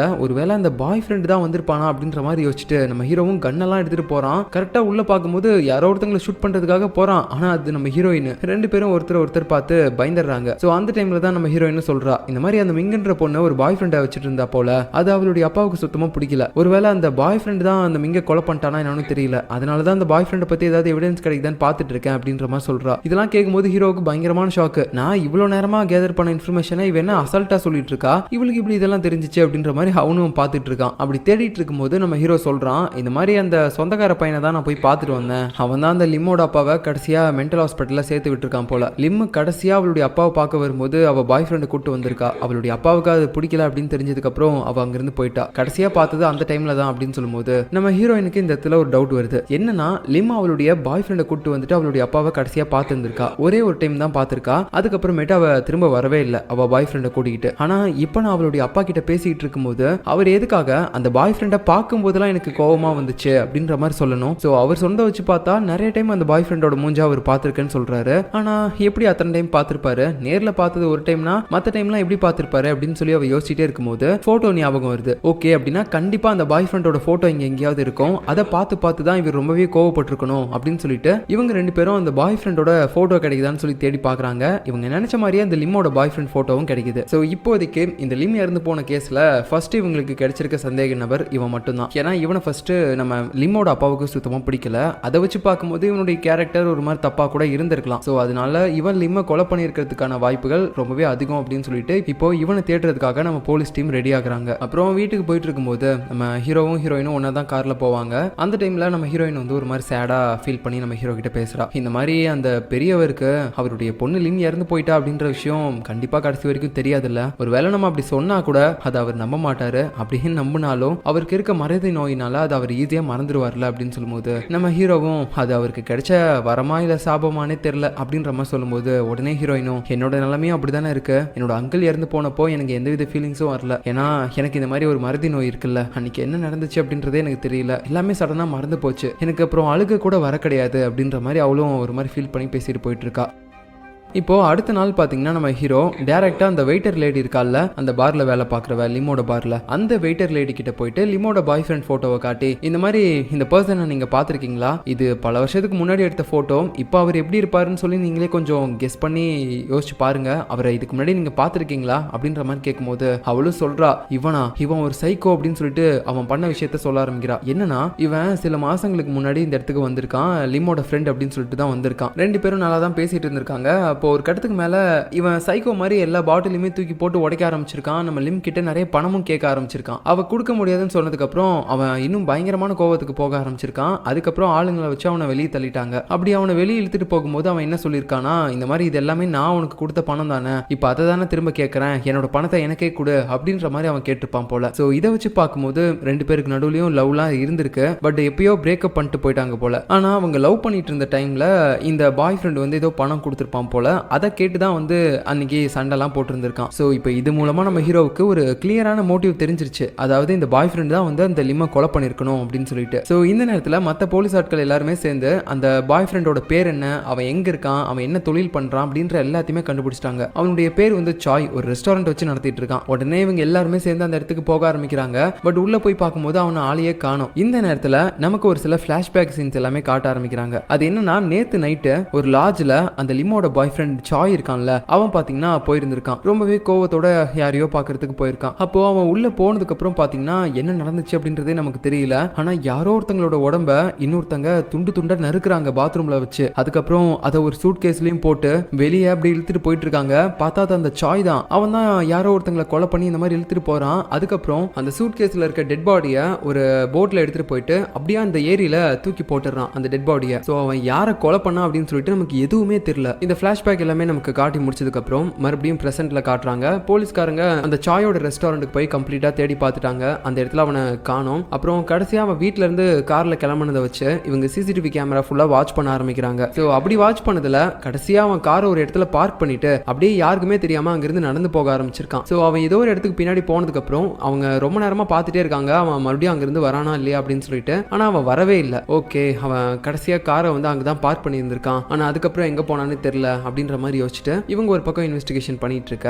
இதே நேரத்துல நம்ம ஹீரோயினும் அதே மாதிரி தான். அவன் தான் அந்த லிம்மை கொலை பண்ணிருக்கணுமா. ஏன்னா அவனுடைய கேரக்டர் எல்லாம் வச்சு பார்க்கும்போது அவன் ரொம்பவே கோவக்காரன். அது மட்டும் இல்லாம அந்த லிம் கூட ஏதோ சண்டை போட்டிருக்கான் அப்படின்றதெல்லாம் நமக்கு தெரியுது. ஸோ கண்டிப்பா அவன் தான் அந்த லிம்மை கொலை பண்ணிருக்கணுமா அப்படின்ற மாதிரி அவ ஒரு பக்கம் அப்படியே ஒரு மாதிரி சாட்லாம் போட்டு பார்த்துக்கிட்டு இருக்கா. இந்த பக்கம் நம்ம ஹீரோ அந்த சாய் ஒரு இடத்துல காரை பார்க் பண்ணிட்டு அதுக்கப்புறம் ஏதோ ஒரு இடத்துக்கு பின்னாடி நடந்து போயிருப்பான்ல. ஸோ அந்த இடத்துக்கு பின்னாடி இப்போ அவனும் நடந்து போறான். அப்படி அவன் போய் பார்க்கும்போது அங்க ஒரு பெரிய முட்டு செவுறு தான் இருக்கு. அதுக்கு மேல மலைப்பகுதி இருக்கு. ஸோ கண்டிப்பா இதுதான் இதோட எல்லை. அவன் இங்க இருந்து இந்த செவுத்து மேல ஏறி அப்படியே அந்த மலைப்பகுதியில போய் தப்பிச்சிருக்கணும் அப்படின்ற மாதிரி நம்ம ஹீரோ யோசிக்கிறான். அதனால இவனும் அந்த செவுத்துல ஏறான். அப்படி இப்படின்னு கஷ்டப்பட்டு ஏறி கடைசியா மேல வந்துடுறான். ஆனா வந்து பார்க்கும்போது அவனுடைய கையெல்லாம் பாத்தீங்கன்னா பயங்கரமான காயம். அப்புறம் அவன் மேல ஏறி செக் பண்ணி பார்க்கும்போது அங்க எந்தவித தடையும் இருக்க மாதிரி தெரியல. இந்த நேரத்துல அவனுடைய காரை வந்து கம்ப்ளீட்டா செக் பண்ணி பார்த்துட்டு இருக்காங்க, உள்ள என்னென்னலாம் இருக்கு அப்படின்னு சொல்லிட்டு. அந்த டைம்ல ஒரு போலீஸ் ஆஃபீஸர் நம்ம ஹீரோவுக்கு கால் பண்ணி பேசுறாரு. இந்த மாதிரி நாங்க இப்பதான் இன்னொரு சிசிடிவி கேமரா பார்த்தோம். நேத்து அவன் அந்த இடத்துல காரை பார்க் பண்றதுக்கு முன்னாடி ஒரு பிரிட்ஜை கிராஸ் பண்ணி வந்திருக்கான். அந்த இடத்துக்கிட்ட மொத்தமா 2 கேமரா இருக்கு. அவன் ஒரு கேமராவை கிராஸ் பண்ணிட்டு இன்னொரு கேமராவை கிராஸ் பண்றதுக்கு கிட்டத்தட்ட 10 நிமிஷம் தான் ஆகும். ஆனா அவன் 1 மணி நேரம் லேட்டா இன்னொரு கேமராவை கிராஸ் பண்ணிருக்கான். அதை வச்சு பார்த்தா அவன் அந்த பிரிட்ஜை கிராஸ் பண்றதுக்கு நடுவுல ஏதோ ஒன்று பண்ணிருக்கான் 1 மணி நேரம். என்னன்னு நமக்கு தெரியல அப்படின்ற மாதிரி அவர் சொல்றாரு. இதை கேட்டதுக்கு அப்புறம் நம்ம ஹீரோவும் அந்த சீஃபோட அசிஸ்டன்ட்டும் பாத்தீங்கன்னா அந்த பிரிட்ஜ் கிட்ட போய் நிக்கிறாங்க. இங்க அவன் என்ன பண்ணிருப்பான், ஒருவேளை மீன் பிடிச்சிருப்பானோ அப்படின்ற மாதிரி நினைச்சிட்டு பேசிட்டு இருக்காங்க. அப்போ அங்க முன்னாடி ஒரு லாட்ஜ் இருக்கிறத பாக்குறாங்க தூரமா. ஓகே, அப்படின்னா அவன் கண்டிப்பா அந்த லாட்ஜுக்கு போயிருக்க கூட வாய்ப்பு இருக்கு அப்படின்னு சொல்லிட்டு நம்ம ஹீரோ பாத்தீங்கன்னா அங்க இருக்கக்கூடிய லாட்ஜ் ஓனர் கிட்ட போயிட்டு அந்த சாயோட போட்டோவை காட்டி இவன் இங்க வந்தானா அப்படின்னு கேட்கும்போது, ஆமா சார் வந்தாரு, ஆனா நேத்து நைட்டே மறுபடியும் செக் அவுட் ஆகி போயிட்டாரு சார் அப்படின்னு சொல்லும்போது, நேத்து நைட்டே போயிட்டானா, சரி அவன் எந்த ரூம்ல இருந்தான் அப்படின்னு சொல்லி கேட்கும்போது அவனும் அந்த ரூம் நம்பரை சொல்றான். நம்ம ஹீரோ உள்ள போய் பார்த்தா அங்க வேற கிளீனர் லேடி அந்த ரூம் எல்லாத்தையுமே அரேஞ்ச் பண்ணி கிளீன் பண்ணிட்டு இருக்காங்க. இதை பார்த்துட்டு நம்ம ஹீரோவும், மேடம் கொஞ்ச நேரம் பொறுமையா இருக்க முடியுமா, நான் இந்த இடத்த செக் பண்ணணும், சோ அதனால நீங்க வெளியே போங்க அப்படின்னு சொல்லிட்டு அந்த லேடி அனுப்பிடுறான். அதுக்கப்புறம் ஏதாவது தடயம் கிடைக்குதா, அவன் இந்த ரூம்ல என்ன பண்ணிருக்கான் அப்படின்னு சொல்லிட்டு ஒரு மாதிரி செக் பண்ணி பார்க்கறான். அப்போ பாத்ரூம்ல போனதுக்கு அப்புறம் ப்ளீச்சிங் நாத்தம் அடிக்குது. சோ ஏதோ நீங்க பண்ணிருக்கான், அதை சரி பண்றதுக்காக தான் ப்ளீச்சிங் பவுடர் போட்டு பயங்கரமா இந்த இடத்தையே வாஷ் பண்ணியிருக்கான் போல அப்படின்னு யோசிச்சுட்டு நம்ம ஹீரோ அப்படி தடயம் கிடைக்குதான்னு பாக்குறான். அப்ப அந்த டைம்ல அங்க இருக்க ஒரு வாஷ் பேஷனுக்கு அடியில கொஞ்சம் ரத்தம் தெரியுது. சோ அதை வச்சு பார்க்கும்போது இங்க ஏதோ ஒரு சம்பவம் பண்ணிருக்கான். அந்த சம்பவத்தை அவன் ப்ளீச்சிங் பவுடர் வச்சு கிளீன் பண்ணிருக்கான். இருந்தாலும் இந்த ரத்தத்தை விட்டுட்டு போயிட்டான் அப்படின்னு சொல்லி நம்ம ஹீரோவுக்கு தெரியுது. அதுக்கப்புறம் அவனுடைய ஃபுல் டீமையும் கூட்டிட்டு வரான். இங்க என்ன நடந்திருக்கும் அப்படின்னு சொல்லி தெரிஞ்சுக்கிறதுக்கு இன்வெஸ்டிகேஷன் பண்ண ஆரம்பிக்கிறாங்க. அந்த யூவி லைட்லாம் இருக்கும்ல, அதை வச்சு அடிக்கும்போது அங்க நிறைய ரத்தக்கரை இருக்கிறது தெரிய வருது. சரி ஓகே, இப்போ அந்த சாய் யாரோ ஒருத்தங்களை இங்க இந்த லாட்ஜ்ல வச்சு கொண்டிருக்கான். பாத்ரூம்ல அவங்களுடைய டெட் பாடியா ஒரு மாதிரி டிஸ்போஸ் பண்ணிருக்கான். ஆனா அதுக்கப்புறம் அந்த டெட் பாடியை எப்படி வெளியே எடுத்துட்டு போனா அப்படின்னு சொல்லி பார்க்கும்போது அந்த ஹோட்டல் ஆளுங்க சொல்றாங்க, அவர் இங்க இருந்து செக் அவுட் ஆகி வெளியே போகும்போது ஒரு ரெட் கலர் சூட் கேஸ் வச்சிருந்தாரு அப்படின்னு சொல்லிட்டு. சோ அந்த ரெட் கலர் சூட் கேஸ்ல தான் அந்த டெட் பாடியா அவன் எடுத்துட்டு போயிருக்கான். ஆனா இது எல்லாமே பண்ணி முடிச்சதுக்கு அப்புறம் அவன் காரை ஒரு இடத்துல பார்க் பண்ணிருப்பான்ல, அந்த டைம்ல அவங்க கிட்ட எந்தவித ரெட் கலர் சூட் கேஸும் இருந்திருக்காது. சோ கணக்கு படி பார்த்தா அவன் அந்த இடத்துல காரை பார்க் பண்றதுக்கு முன்னாடியே அந்த ரெட் கலர் சூட் கேஸை எங்கேயோ போய் டிஸ்போஸ் பண்ணிருக்கான் அப்படின்னு சொல்லி இவங்களுக்கு தெரியுது. ஸோ எங்கன்னு சொல்லி யோசிக்கும் போது இங்க பக்கத்திலேயே குளம் இருக்கு, கண்டிப்பா அவன் அந்த குளத்துல கூட டிஸ்போஸ் பண்ணிருக்க வாய்ப்பு இருக்கும் அப்படின்னு சொல்லிட்டு இவங்க அங்க போய் செக் பண்ணி பாக்குறாங்க. ஃபர்ஸ்ட் நம்ம ஹீரோ தான் போறான். அந்த இடத்துல இந்த சூட் கேஸை இழுத்துட்டு போன மாதிரி ஒரு மார்க் வேற இருக்கு. ஓகே, கண்டிப்பா அப்பனா இங்க தான் வந்து போட்டிருக்கான் அப்படின்னு சொல்லிட்டு நம்ம ஹீரோக்கு தெரியுது. அப்புறம் நிறைய டீம் ஆட்கள்லாம் கூட்டு வந்துட்டு உள்ள இறங்கி எல்லாருமே தேட சொல்றாங்க, ஏதாவது சூட் கேஸ் கிடைக்குதான்னு பாருங்க அப்படின்னு சொல்லிட்டு. அவங்க நினைச்ச மாதிரியே ஒரு சூட் கேஸும் கிடைக்குது. அதை ஓபன் பண்ணி பார்த்தா கை காலு தலை இது மூணுமே காணோம். சோ அதை வச்சு பார்த்தா உள்ள இருக்கிறது யாரோட டெட் பாடினே உங்களுக்கு தெரியல. சோ இதை வந்து ஃபாரன்சிக் டிபார்ட்மெண்ட்க்கு அனுப்புங்க, உள்ள இருக்கிறது யாருன்னு சொல்லி நம்ம தெரிஞ்சுக்கணும் அப்படின்ற மாதிரி பாத்தீங்கன்னா பேசிட்டு இருக்காங்க. அந்த நேரத்தில் நம்ம ஹீரோயின் அங்க வந்து ஹீரோ கிட்ட சில விஷயங்களை சொல்லிட்டு இருக்கா. எனக்கு தெரிஞ்சு இந்த கொலைக்கும் அந்த சீரியல் கில்லருக்கும் சம்மந்தம் இருக்காதுன்னு நினைக்கிறேன். ஏன்னா அவன் எப்பயுமே ஒரு கொலையை பண்ணும்போதோ இல்லைன்னா பண்றதுக்கு முன்னாடியோ அந்த பசிலை விட்டுட்டு போவான். ஆனா இந்த கொலையில நமக்கு எந்தவித பசிலையும் அவன் கொடுக்கவே இல்லை. அதை வச்சு பார்த்தா இந்த கொலையை வேற யாரோ ஒருத்தங்க தான் பண்ணிருப்பாங்க. நீங்க சிசிடிவி கேமரா ஃபுட்டேஜ் எல்லாம் வச்சு பார்க்கும்போது இதை சாய் தான் பண்ணிருக்கணும்ன்ற மாதிரி சொல்றீங்க. ஆனா என்னோட டவுட் என்னன்னா, கடைசியா அந்த சாய் சிசிடிவி கேமராக்கு முன்னாடி வந்து எதுக்காக அவனுடைய காரை பார்க் பண்ணிட்டு அங்கிருந்து அவன் தனியா போனோம். அதை வச்சு பார்த்தா கொலைகாரன் தான் அன்னைக்கு அந்த சாய் மாதிரியே ட்ரெஸ் பண்ணிட்டு அன்னைக்கு அந்த காரை நமக்கு தெரியற மாதிரி விட்டுட்டு போயிருக்கான். அப்படின்னா கொலைகாரன் சாய் கிடையாது, கொலை பண்ணப்பட்டவன் தான் சாய். எனக்கு தெரிஞ்ச அந்த டெட் பாடி சாயா தான் இருக்கணும் அப்படின்ற மாதிரி சொல்லிட்டு போறா. நம்ம ஹீரோவுக்குன்னா ஒண்ணுமே புரியல,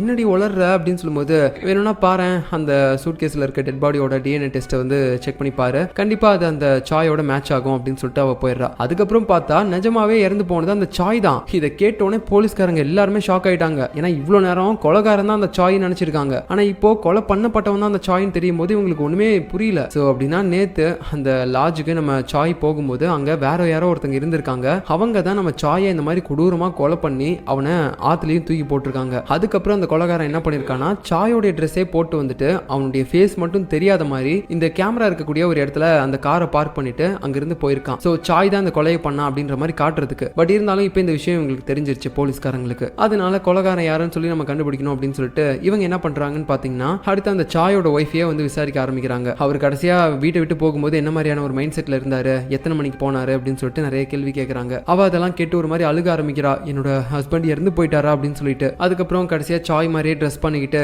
அந்த காரை பார்க் பண்ணிட்டு போனால கொலைகாரன் அவனுடைய போட்டோவை நம்ம ஹீரோ காட்டுறான். அந்த ஃபேஸ் தெரிய கிடையாது. ஸோ இப்போ அந்த போட்டோவை காட்டி இதுல இருக்கக்கூடிய இந்த ஆளை நீங்க பாத்திருக்கீங்களா, இந்த உருவத்தை வச்சு சொல்லுங்க அப்படின்னு சொல்லும்போது, இல்ல நான் பார்த்தது இல்ல அப்படின்ற மாதிரி சொல்றா. ஸோ விசாரணையில இவளுக்கும் அவளுடைய ஹஸ்பண்ட் இறந்ததுக்கும் எந்தவித சம்பந்தமும் இல்லை அப்படின்னு சொல்லி தெரிய வருது. ஆனா நம்ம ஹீரோயின் அதை சும்மா விடல. அவளுக்கு ஏதோ ஒரு விஷயம் தோணிக்கிட்டே இருக்கு. அதனால அடுத்த நாள் என்ன பண்றான்னு பாத்தீங்கன்னா, டைரக்டா அந்த சாயோட ஒய்ஃப் இருக்கக்கூடிய இடத்துக்கே போயிட்டு உங்ககிட்ட சில கேள்விகளை கேட்கணும்னு சொல்லி தான் வந்தேன் அப்படின்னு சொல்லி பேச்சு கொடுத்துக்கிட்டே வீட்டை சுத்தி முத்தியும் பாக்குறா. அப்ப அந்த டைம்ல அங்க 2 பெட்ரூம் இருக்கிறத பாக்குறா. இதை பார்த்தோன்னே அவளுக்கு தெரிஞ்சிச்சு, உங்க ஹஸ்பண்ட் கூட சேர்ந்து நீங்க ஒன்னா தூங்க மாட்டீங்க போலயே, என்னாச்சு 2 பேருக்கும் என்ன பிரச்சனை அப்படின்னு சொல்லும்போது, என்ன வந்தவொடனே கண்டுபிடிச்சிட்டீங்க, அது ஒன்றும் இல்லை, என் ஹஸ்பண்டுக்கும் எனக்கும் கொஞ்சம் பிரச்சனைலாம் இருந்துச்சு, அதுக்காக தான் நாங்கள் 2 பேரும் செப்பரேட்டாக தூங்கணும். அவருடைய எக்ஸ் லவர் மிங்க பற்றி உங்களுக்கு தெரியுமா? தெரியும், ஆனால் நான் அதை பற்றி பெருசாக எதுவுமே கேர் பண்ணிக்க மாட்டேன், ஏன்னா நான் அவர் கூட அவ்வளோ பேசவும் மாட்டேன் அப்படின்ற மாதிரி பார்த்தீங்கன்னா பேசுகிறா. ஸோ இப்படி இவ பேசுறது மூலமாக நம்ம ஹீரோயினுக்கு தெரிய வருது, இவ ஹஸ்பண்டை இவன் நல்லா வெறுத்திருக்கா அப்படின்னு சொல்லிட்டு. அதனால இவளுடைய ஹஸ்பண்டை இவளே கொலை பண்ணுறதுக்கு நிறைய மோட்டிவ்லாம் இருக்குல்ல. ஸோ அதை பற்றியும் அப்படியே கொஞ்சம் யோசிச்சுக்கிட்டு இருக்கா. கட் பண்ணா இன்னொரு பக்கம் நம்ம ஹீரோவுக்கு ஒரு புது வீடியோ எவிடன்ஸ் கிடைச்சிருக்கு. என்னன்னா, நம்ம சாய் இறந்து போன அன்னைக்கு நைட்டு அவனுடைய வீட்டுக்கு அவன் மறுபடியும் போயிருந்திருக்கான். ஸோ அந்த வீடியோவை பார்த்தீங்கன்னா ஒருத்தர் எடுத்து வச்சிருந்திருக்கான். எதுக்காகனா அன்னைக்கு அவன் ஒரு மாதிரி போதையில போற மாதிரி இருந்திருக்கும் போல. ஸோ அதனால தான் அவன் என்ன பண்றான் அப்படின்னு சொல்லி பார்க்கறதுக்கு ஒருத்தர் வீடியோ எடுத்திருப்பாரு. ஸோ அந்த வீடியோ தான் நம்ம ஹீரோவுக்கு கிடைச்சிருக்கு. இப்போ அடுத்த நாள் அந்த வீடியோவை நம்ம ஹீரோ அந்த ஒய்ஃப் கிட்டே காட்டுறான், அந்த சாயோட ஒய்ஃப் கிட்ட. அன்னைக்கு நைட்டு உங்க ஹஸ்பண்ட் மறுபடியும் வீட்டுக்கு வந்திருக்காரு, ஆனா நீங்க எதுக்காக லாஸ்டா நாங்க உங்களை விசாரிக்கும் போது அவர் ரிட்டர்ன் வீட்டுக்கு வரவே இல்லை அப்படின்ற மாதிரி போய் சொன்னீங்க. அது மட்டும் இல்லாம அவர் வந்து காலிங் பில் அடிக்கும் போதெல்லாம் நீங்க என்ன பண்ணிட்டு இருந்தீங்க அப்படின் போது, நான் நல்லா தூங்கிட்டேன் சார், நான் போனையும் சுவிச் ஆஃப் பண்ணியிருந்தேன், அதனால தான் அவர் கால் பண்ணதெல்லாம் நான் எடுக்கல அப்படின்ற மாதிரி சொல்றா. ஓ அப்படியா, சரி உங்களுக்கு ஏதாவது அஃபேர் இருக்கா, நீங்க நிறைய பேர் கூட பழகிறதா நான் கேள்விப்பட்டேன் அப்படின்னு சொல்லும்போது, ஆமா சார் ஒரு 4 பேருக்கு மேல நான் அஃபேர்ல இருந்தேன், ஆனா இப்போ அந்த மாதிரி யார்ட்டுமே இல்லை, ஒரே ஒருத்தர் கூட தான் இருப்பேன் அப்படின்ற மாதிரி ஏதோ ரொம்ப புனிதமான விஷயம்ன்ற மாதிரி அதை பேசுறா. சரி யார் அது அப்படின்னு கேட்கும்போது அவளும் அந்த பேரை சொல்றா. அதுக்கப்புறம் அந்த ஆளை போயிட்டு இப்போ நம்ம ஹீரோ விசாரிக்க ஆரம்பிக்கிறான். அவன் ஒரு இடத்துல பயங்கரமா டென்னிஸ் விளையாண்டுட்டு இருப்பான். அப்ப அந்த டைம்ல வந்து கேக்குறாங்க, இந்த மாதிரி அந்த லேடிக்கும் உங்களுக்கும் அஃபேர் இருக்கா அப்படின்னு கேட்கும்போது, ஆமா சார் அஃபேர் இருந்துச்சு, பட் இப்போ இல்ல, ஒரு 1 மந்த் முன்னாடி வரைக்கும் ஒன்னா தான் இருந்தோம், ஆனா கடைசியா பிரேக்கப் பண்ணிக்கிட்டோம் அப்படின்ற மாதிரி சொல்லிட்டு இருக்கான். அந்த டைம்ல அவன் கையில நிறைய அடிபட்டு இருக்கு, அது எல்லாத்தையுமே நம்ம ஹீரோ நோட் பண்றான். இதெல்லாம் எப்படி அடிபட்டுச்சு அப்படின் போது, அது விளையாடும் போது கீழே விழுந்துட்டேன் சார் அப்படின்ற மாதிரி அவர் சொல்றான். சரி ஓகே நீங்க போலாம் அப்படின்னு சொல்லி அனுப்பிடுறாங்க. அவன் போனதுக்கு அப்புறம் நம்ம ஹீரோவுக்கு இதுக்கு முன்னாடி கையில அடிபட்டிருக்கும் தெரியுமா, அந்த மலைப்பகுதிக்கு போயிட்டு அந்த செவத்துல ஏறும்போது அதே மாதிரி தான் அவன் கையிலயும் அடிபட்டிருக்கு. சோ அதை வச்சு பார்த்தா இவனும் என்ன மாதிரி அந்த மலையில இருக்க செவத்துல ஏறி இருப்பானோ அப்படின்ற மாதிரி ஹீரோ ஹீரோவுக்கு ஒரு டவுட் வருது. ஸோ அடுத்த நாள் காலையில் பார்த்தீங்கன்னா அவனை விசாரிச்சுட்டு இருக்காங்க. விசாரணை ரூமுக்கே கூட்டிட்டு போயிட்டு அப்போ அந்த டைம்ல அவங்ககிட்ட என்ன கேள்வி கேட்குறாங்கன்னா, நம்ம ஹீரோ இந்த மாதிரி சின்ன வயசுல நீ இப்போ ஒருத்தைய லவ் பண்ணிட்டு இருக்கல, அவளுடைய பாட்டி அதுக்கப்புறம் அவளுடைய தங்கச்சி இவங்க எல்லாருமே சேர்ந்து ஒரு வீட்டில் எரிஞ்சு போனாங்க. அதுக்கப்புறம் பக்கத்து வீட்டு பையன் ஒருத்தன் அவனும் காணாம போயிட்டான். இது எல்லாத்துக்குமே யார் காரணம் அப்படின்னு சொல்லி இப்போ வரைக்கும் தெரியல. ஏன்னா இதெல்லாம் தற்செயலா இருக்க வாய்ப்பு இல்லை. எனக்கு என்னமோ நீ லவ் பண்ணிட்டு இருக்கல அவ தான் இதெல்லாமே பண்ணிருப்பாளோன்னு தோணுது. கொஞ்சம் கூட மனசாட்சியே இல்லாம அவளுடைய பாட்டி அவளுடைய தங்கச்சியவே கொண்டிருக்கா. ஸோ இப்படிப்பட்ட ஒருத்தி தான் கண்டிப்பா அவளுடைய ஹஸ்பண்டையும் கொண்டிருக்கணும், உன் கூட சேர்ந்து வாழணும் அப்படின்றதுக்காக. இந்த உண்மை உனக்கும் தெரிஞ்சிருக்கு, யாருக்கு தெரியும்? அவ ஹஸ்பண்டை கொலை பண்ணும்போது நீ பக்கத்துல கூட இந்த எல்லாமே பார்த்துருப்பல்ல அப்படின்ற மாதிரி சொல்லும்போது நமக்கு அந்த பிளாஷ்பேக்கை காட்டுறாங்க. அந்த ஹஸ்பண்ட் சாய் இருக்கான்ல அவனுடைய உடம்ப துண்டு துண்டா இவ தான் வந்து அங்க வெட்டியிருக்கா அந்த லாட்ஜில். ஸோ இப்போ நமக்கு நல்லா தெரிஞ்சிருச்சு அந்த சாயை இவங்க ரெண்டு பேரும் சேர்ந்து தான் கொலை பண்ணியிருந்திருக்காங்க. இதே நேரத்தில் இன்னொரு இன்வெஸ்டிகேஷன் ரூம்ல நம்ம ஹீரோயின் அந்த சாயோட ஒய்ஃப் கிட்ட விசாரிச்சிட்டு இருக்கா. உனக்கு இந்த ரெட் கலர் சூட் கேஸை பத்தி தெரியுமா அப்படின்னு கேட்கும்போது அவ ஒரு மாதிரி பயந்துகிட்டு, இது ரெட் கலர் சூட் கேஸா, அதுல என்ன இருக்கு? ஒன்னும் இல்ல, ஒரு 3 மாசத்துக்கு முன்னாடி நீ தான் ஒரு ரெட் கலர் சூட் கேஸ் வாங்கியிருக்கியா, ஞாபகம் இல்லையா நான் உனக்கு அப்படின்ற மாதிரி கேட்கிறா. அதாவது அந்த ரெட் கலர் சூட் கேஸ்ல தான் நீ அஃபேர்ல இருக்கக்கூடிய அந்த ஆளும் சேர்ந்து உன்னோட ஹஸ்பண்டை கொலை பண்ணி டிஸ்போஸ் பண்ணியிருந்திருக்கீங்க, அதை தான் கொண்டு போய் நீங்க ஆத்துலயும் போட்டிருக்கீங்க அப்படின்ற மாதிரி அவ கேட்கும்போது இந்த இடத்துல அவளுக்கு ஒரு மாதிரி பயமாயிருது, எல்லாமே கண்டுபிடிச்சிட்டாங்களோ அப்படின்ட்டு. இந்த பக்கம் பாத்தீங்கன்னா அவங்ககிட்ட நம்ம ஹீரோ கேள்வி கேட்டுட்டு இருந்திருப்பான்ல, அப்ப அந்த டைம்ல அவன் ஒரு மாதிரி பயந்து வாந்தியே எடுக்க ஆரம்பிச்சிட்டான். ஆமா சார், அவதான் அவளுடைய ஹஸ்பண்ட் சாயை கொலை பண்ணா, நான் அப்ப பக்கத்துல தான் இருந்தேன். அதுக்கப்புறம் போலீஸ்காரங்களை டிஸ்ட்ராக்ட் பண்ணணும் அப்படின்றதுக்காக தான் நான் சாயோட ட்ரெஸ்ஸை போட்டுக்கிட்டு அப்படியே ஒரு இடத்துல பார்க்கிங் பண்ணி அப்படியே அங்கிருந்து தப்பிச்சு போனேன் சார். அந்த டைம்ல தான் அந்த செவுரு ஏறும்போது என்னோட கையில இந்த காயம்லாம் பட்டுச்சு அப்படின்னு சொல்லிட்டு அவனும் எல்லாத்தையுமே ஒத்துக்கிட்டான். அதுக்கப்புறம் அந்த சாயோட தலை கையை இதுவும் பாத்தீங்கன்னா ஒரு பேக்ல அவங்க வெட்டி போட்டிருப்பாங்க போல. ஸோ அந்த இதையும் இப்போ போலீஸ்காரங்க கண்டுபிடிச்சிட்டாங்க. அது மூலமா இப்போ கன்ஃபார்மே ஆயிடுச்சு இவங்க தான் அந்த சாயை கொலை பண்ணியிருக்காங்க அப்படின்னு சொல்லிட்டு. அதுக்கப்புறம் என்ன, இந்த கேஸ் க்ளோஸ் ஆயிடுச்சு. அதாவது ஃபர்ஸ்ட் லிம் இருக்கால, அதாவது அந்த கார்ல இறந்து போன லேடி, அவளை வந்து அவளுடைய எக்ஸ் பாய் ஃப்ரெண்ட் இந்த சாய் கொலை பண்ணியிருக்கான். அதுக்கப்புறம் இந்த சாயை அவளுடைய ஒய்ஃபே கொலை பண்ணியிருக்கா இன்னொருத்தன் கூட அஃபேர்ல இருந்து அப்படின்னு சொல்லிட்டு இந்த கேஸை வந்து ஃபுல்லாவே க்ளோஸ் பண்ணிட்டாங்க. ஸோ ஆக்சுவலாக நம்ம ஹீரோயினும் இந்த லிம்மோட கேஸுக்கு தானே வந்திருப்பா. ஸோ அவளும் இந்த கேஸ் முடிஞ்சிச்சுன்னு சொல்லிட்டு இப்போ கிளம்புறதுக்கு முன்னாடி அந்த டீம் ஆட்கள் எல்லாத்தையுமே வந்து சொல்றா, எனக்கு தெரிஞ்சு அந்த லிம்மை கொலை பண்ணது இந்த சாய் கிடையாது, நம்ம இப்போதைக்கு அந்த கேஸை இப்படி வேணா க்ளோஸ் பண்ணிருக்கலாம், ஆனா லிம்மை அந்த சாய் கொலை பண்ண கிடையாது, இது என்னோட பாயிண்ட் ஆஃப் வியூ அப்படின்னு சொல்லிட்டு அவ போறா. என்னடா இது கடைசி நேரத்தில் இவ இப்படி குழப்பிட்டு போறா அப்படின்ற மாதிரி எல்லாருமே யோசிக்கிறாங்க. அதுக்கப்புறம் நம்ம ஹீரோயின் வீட்டுக்கு போறா. அந்த டைம்ல அங்க மறுபடியும் ஒரு பார்சல் இருக்கு. என்னடா இது, மறுபடியும் அந்த கொலைகாரன் தான் அனுப்பியிருப்பானா அப்படின்னு சொல்லிட்டு அவ அதை ஓபன் பண்ணி பாக்குறா. அந்த கொலைகாரன் ஏதோ பசில் எல்லாம் அனுப்பியிருக்க கூடாது அப்படின்னு சொல்லிட்டு பார்த்தா பசில் தான் இருக்குது. அதுவும் அந்த பசில்ல இருக்கிறது தான் ஹைலைட். என்னன்னா ஒரு உருவம் இருக்கு, அந்த உருவத்தோட கை கால் எல்லாமே வெட்டப்பட்ட மாதிரி மார்க் பண்ணிருக்கா. சோ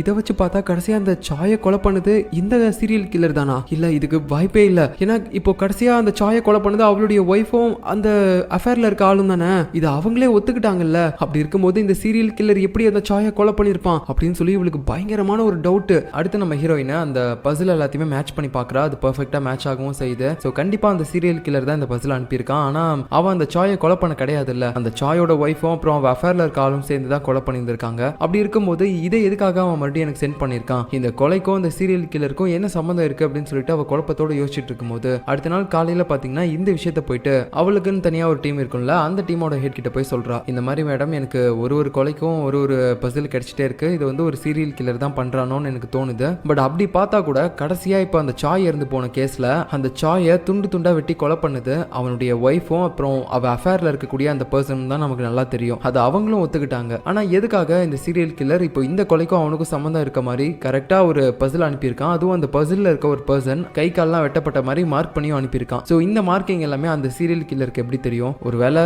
அந்த சீரியல் கில்லர் கொலை பண்ண வேண்டிய லிஸ்ட்ல இந்த சாயோட நேமும் இருந்திருக்குமா? சோ அந்த சீரியல் கில்லர் கொலை பண்றதுக்கு முன்னாடியே அந்த சாயோட ஒய்ஃபே அவனை கொலை பண்ணிட்டா. சோ எப்படி பார்த்தாலும் அந்த சீரியல் கில்லரோட டார்கெட்ல ஒருத்தன் இறந்து போயிட்டான் அப்படின்றது தான் அந்த சீரியல் கில்லர் நமக்கு இப்படி மென்ஷன் பண்ணி அனுப்பியிருக்கான் அப்படின்றத நம்ம ஹீரோயின் இப்போ புரிஞ்சுக்கிறா. அதுக்கப்புறம் ஜெயிலுக்கு போயிட்டு அந்த சாயோட ஒய்ஃபை வந்து பாக்குறா. எதுக்காகனா அவகிட்ட சில கேள்விகளை கேட்கணும் அப்படின்னு சொல்லிட்டு, நீ உன்னோட ஹஸ்பண்ட் சாயை கொலை பண்ணி அவனை இந்த ஆத்துல போடுற வரைக்கும் உன்னை யாராவது ஒருத்தங்க ஃபாலோ பண்ற மாதிரியோ இல்லைன்னா வேற யாராவது ஒருத்தங்களை நீ அந்த இடத்துல சந்தேகப்படுற மாதிரி பாத்தியா அப்படின்னு கேட்கும்போது, இல்லையே நான் அந்த மாதிரி யாருமே பார்க்கல, ஆனா ஒரு இடத்துல யாரோ ஒருத்தங்க என்ன ஃபாலோ பண்ற மாதிரி எனக்கு தோணுச்சு. எப்பனா அந்த சூட் கேஸ்ல என்னோட ஹஸ்பண்ட் டெட் பாடியை நான் எடுத்துட்டு போய் ஆத்துல போடுறதுக்கு முன்னாடி யாரோ ஒருத்தங்க என்ன ஃபாலோ பண்ற மாதிரி தோணுச்சு அப்படின்னு சொல்ல நம்ம ஹீரோயினுக்கு நல்லாவே தெரியுது அது அந்த சீரியல் கில்லரா தான் இருப்பான் அப்படின்ட்டு. அந்த டைம்ல இவ ஒரு விஷயத்த நம்ம ஹீரோயின்ட்ட கேட்கறா, அதெல்லாம் இருக்கட்டும், நான் அந்த டெட் பாடியை ஆத்துல தான் போட்டேன் அப்படின்ற விஷயத்த நீங்க எப்படி கண்டுபிடிச்சிங்க? எனக்கு இப்போ வரைக்கும் சத்தியமா தெரியல, ரொம்ப கியூரியாசிட்டியா இருக்குது, அதான் கேட்கறேன் சொல்லுங்க அப்படின்னு கேட்கும்போது ஹீரோயின் சொல்றா, அதான் அந்த டெட் பாடியை சூட் கேஸ்ல போட்டு இழுத்துட்டு போனீங்கல்ல,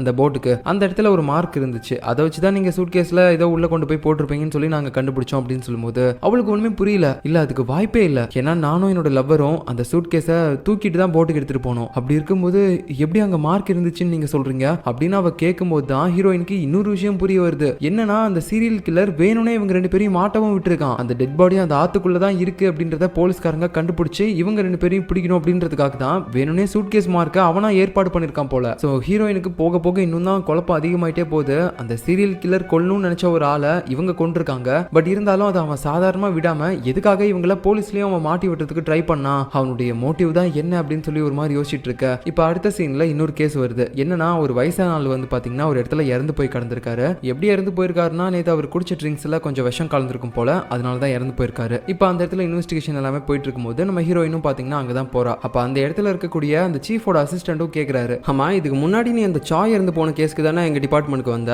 அதான் இப்ப முடிஞ்சிருச்சு இல்ல, மறுபடியும் எதுக்காக வந்த அப்படின்னு சொல்லும்போது இந்த கேஸை பாக்குறதுக்காக வந்தேன் அப்படின்ற மாதிரி சொல்லிட்டு உள்ள போறா. சோ நம்ம ஹீரோயினுக்கு ஒரு பழக்கம் இருக்கு, ஒரு கொலை நடந்த ஸ்பாட்டுக்கு அவ போறா அப்படின்னாலே அந்த இடத்துல என்ன நடந்திருக்கும் ஒரு ஆள் இறந்து போறதுக்கு அப்படின்ற மாதிரி யோசிச்சுட்டு எல்லா பாசிபிலிட்டிஸுமே அவ யோசிச்சு பாப்பா. அதே மாதிரி இப்போ இங்கேயும் யோசிக்கிறா. அதாவது இப்போ இங்க இறந்து போயிருக்காருல, அவர் வந்து விஷம் குடிச்சுதான் இறந்திருக்காரு. பட் இந்த ஸ்பாட்ல அவர் கூடவே சேர்ந்து இன்னொரு 3 பேர் குடிச்சிருக்காங்க. சோ அவங்களும் இறந்து போயிட்டாங்களா அப்படின்னு கேட்டீங்கன்னா கிடையாது, அவங்க 3 பேர் நல்லா தான் இருக்காங்க. செக்அப்லாம் பண்ணி பார்த்ததுல அவங்க நல்லா தான் இருக்காங்க. சோ இவர் மட்டும் இறந்து போயிருக்காரு அப்படின்னா கண்டிப்பா இவர் தனியா ஏதோ ஒரு ட்ரிங்க்ஸை குடிச்சிருக்கணும். அந்த ட்ரிங்க்ஸை ஆல்ரெடி யாரோ ஒருத்தங்க உள்ள இருக்க ஃப்ரிட்ஜ்ல எடுத்து வச்சிருக்கணும். ஏன்னா அதுல தான் தனியா அவருக்குன்னு விஷம் கலந்து வச்சிருந்திருப்பாங்க அப்படின்றத அவ அப்படியே யோசிச்சு பார்க்க ஆரம்பிக்கிறா. ஏன்னா உள்ள வந்து அந்த ட்ரிங்க்ஸ்ல விஷத்தை கலந்துருந்தாங்கன்னு வச்சுக்கோங்களேன், கண்டிப்பா அந்த டப்பா வந்து இங்க தான் கலந்துருக்கும், அந்த விஷ டப்பா. ஆனா அந்த மாதிரி டப்பா இங்க எங்கேயுமே இல்ல. சோ அதை வச்சு பார்த்தா ஆல்ரெடி உள்ள கலந்து தான் வச்சிருந்திருக்காங்க ஃப்ரிட்ஜ்ல அப்படின்றது நம்ம ஹீரோயினுக்கு தெரியுது. சோ இப்படி தான் ஒரு பக்கம் இன்வெஸ்டிகேஷன் பண்ணி யோசிச்சுட்டு இருக்க. இன்னொரு பக்கம் பாத்தீங்கன்னா சிசிடிவி ஃபுட்டேஜ் எல்லாம் பாக்குறாங்க.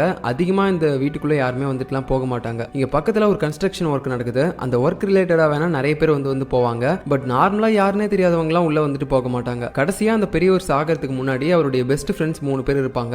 அவங்க கூட தான் வந்து சேர்ந்து குடிச்சிருந்திருக்காரு. இப்போ அதுல ஃபர்ஸ்ட் பர்சனை வந்து விசாரிக்க ஆரம்பிக்கிறாங்க. சொல்லுங்க சார், நீங்க தான் ஃபர்ஸ்ட் டெட் பாடியை பார்த்திருக்கீங்க, என்ன நடந்துச்சு அப்படின்னு கேட்கும்போது, சார் நைட்டு 4 பேரும் நல்லா தான் குடிச்சிட்டு இருந்தோம். அப்புறம் எனக்கு தூக்கம் வந்துச்சுன்னு சொல்லி நான் தூங்கிட்டேன். காலையில கண் முழிச்சு பார்க்கும்போது அவர் மூச்சு பேச்சு இல்லாம இருந்தாரு. நானும் எழுப்புறதுக்கு ட்ரை பண்ணேன், ஆனா அவர் எந்திரிக்கவே இல்லை. அதுக்கப்புறம் தான் இறந்துட்டாருன்னு தெரிஞ்சு நான் போலீஸ்க்கு கால் பண்ணேன் அப்படின்ற மாதிரி இவர் சொல்றாரு. இப்போ ரெண்டாவது சஸ்பெக்ட் கிட்ட விசாரிக்க ஆரம்பிக்கிறாங்க. ஆக்சுவலா அவர் வந்து நைட்டே வீட்டுல இருந்து கிளம்பிட்டாரு. சார் என்னோட ஒய்ஃப் வந்து ரொம்பவே ஸ்ட்ரிக்ட் சார், நான் எப்பயுமே வெளியில லேட் நைட்ல குடிக்கிறதெல்லாம் அவ விரும்ப மாட்டா. அதனால தான் எனக்கு விடாம நேற்று நைட் கால் பண்ணா. நான் அவங்க கிட்ட குடிச்சிட்டு இருக்கும்போது பாத்திலேயே நான் போறேன்னு சொல்லிட்டு வந்துட்டேன். அதுக்கு மேல அங்க என்ன நடந்துச்சுன்னு எனக்கு தெரியாது சார். அவர் எப்படி இறந்து போனாருன்னு கூட எனக்கு தெரியாது அப்படின்ற மாதிரி அவர் சொல்றாரு. இப்போ மூணாவது சஸ்பெக்டை வந்து விசாரிக்க ஆரம்பிக்கிறாங்க. ஆக்சுவலா இவர் தான் வந்து நேற்று நைட்டு ட்ரிங்க்ஸ் எல்லாம் வாங்கிட்டு வந்திருக்காரு போல. சார் எனக்கும் எதுவுமே தெரியாது சார், நான் நேற்று ட்ரிங்க்ஸ் எல்லாம் வாங்கிட்டு வந்து கொடுத்தேன். அதுக்கப்புறம் நாங்க எல்லாருமே சேர்ந்து குடிச்சோம். காலையில பார்த்தா அவர் இப்படி இறந்து போய் கிடக்குறாருன்னு சொன்னாங்க. எனக்கு சத்தியமா எதுவுமே தெரியாது சார் அப்படின்ற மாதிரி அவரும் சொல்லிட்டு இருக்காரு. ஸோ இந்த மாதிரி இவங்க 3 பேருமே அவங்களோட பாயிண்ட் ஆஃப் வியூ சொல்றாங்க.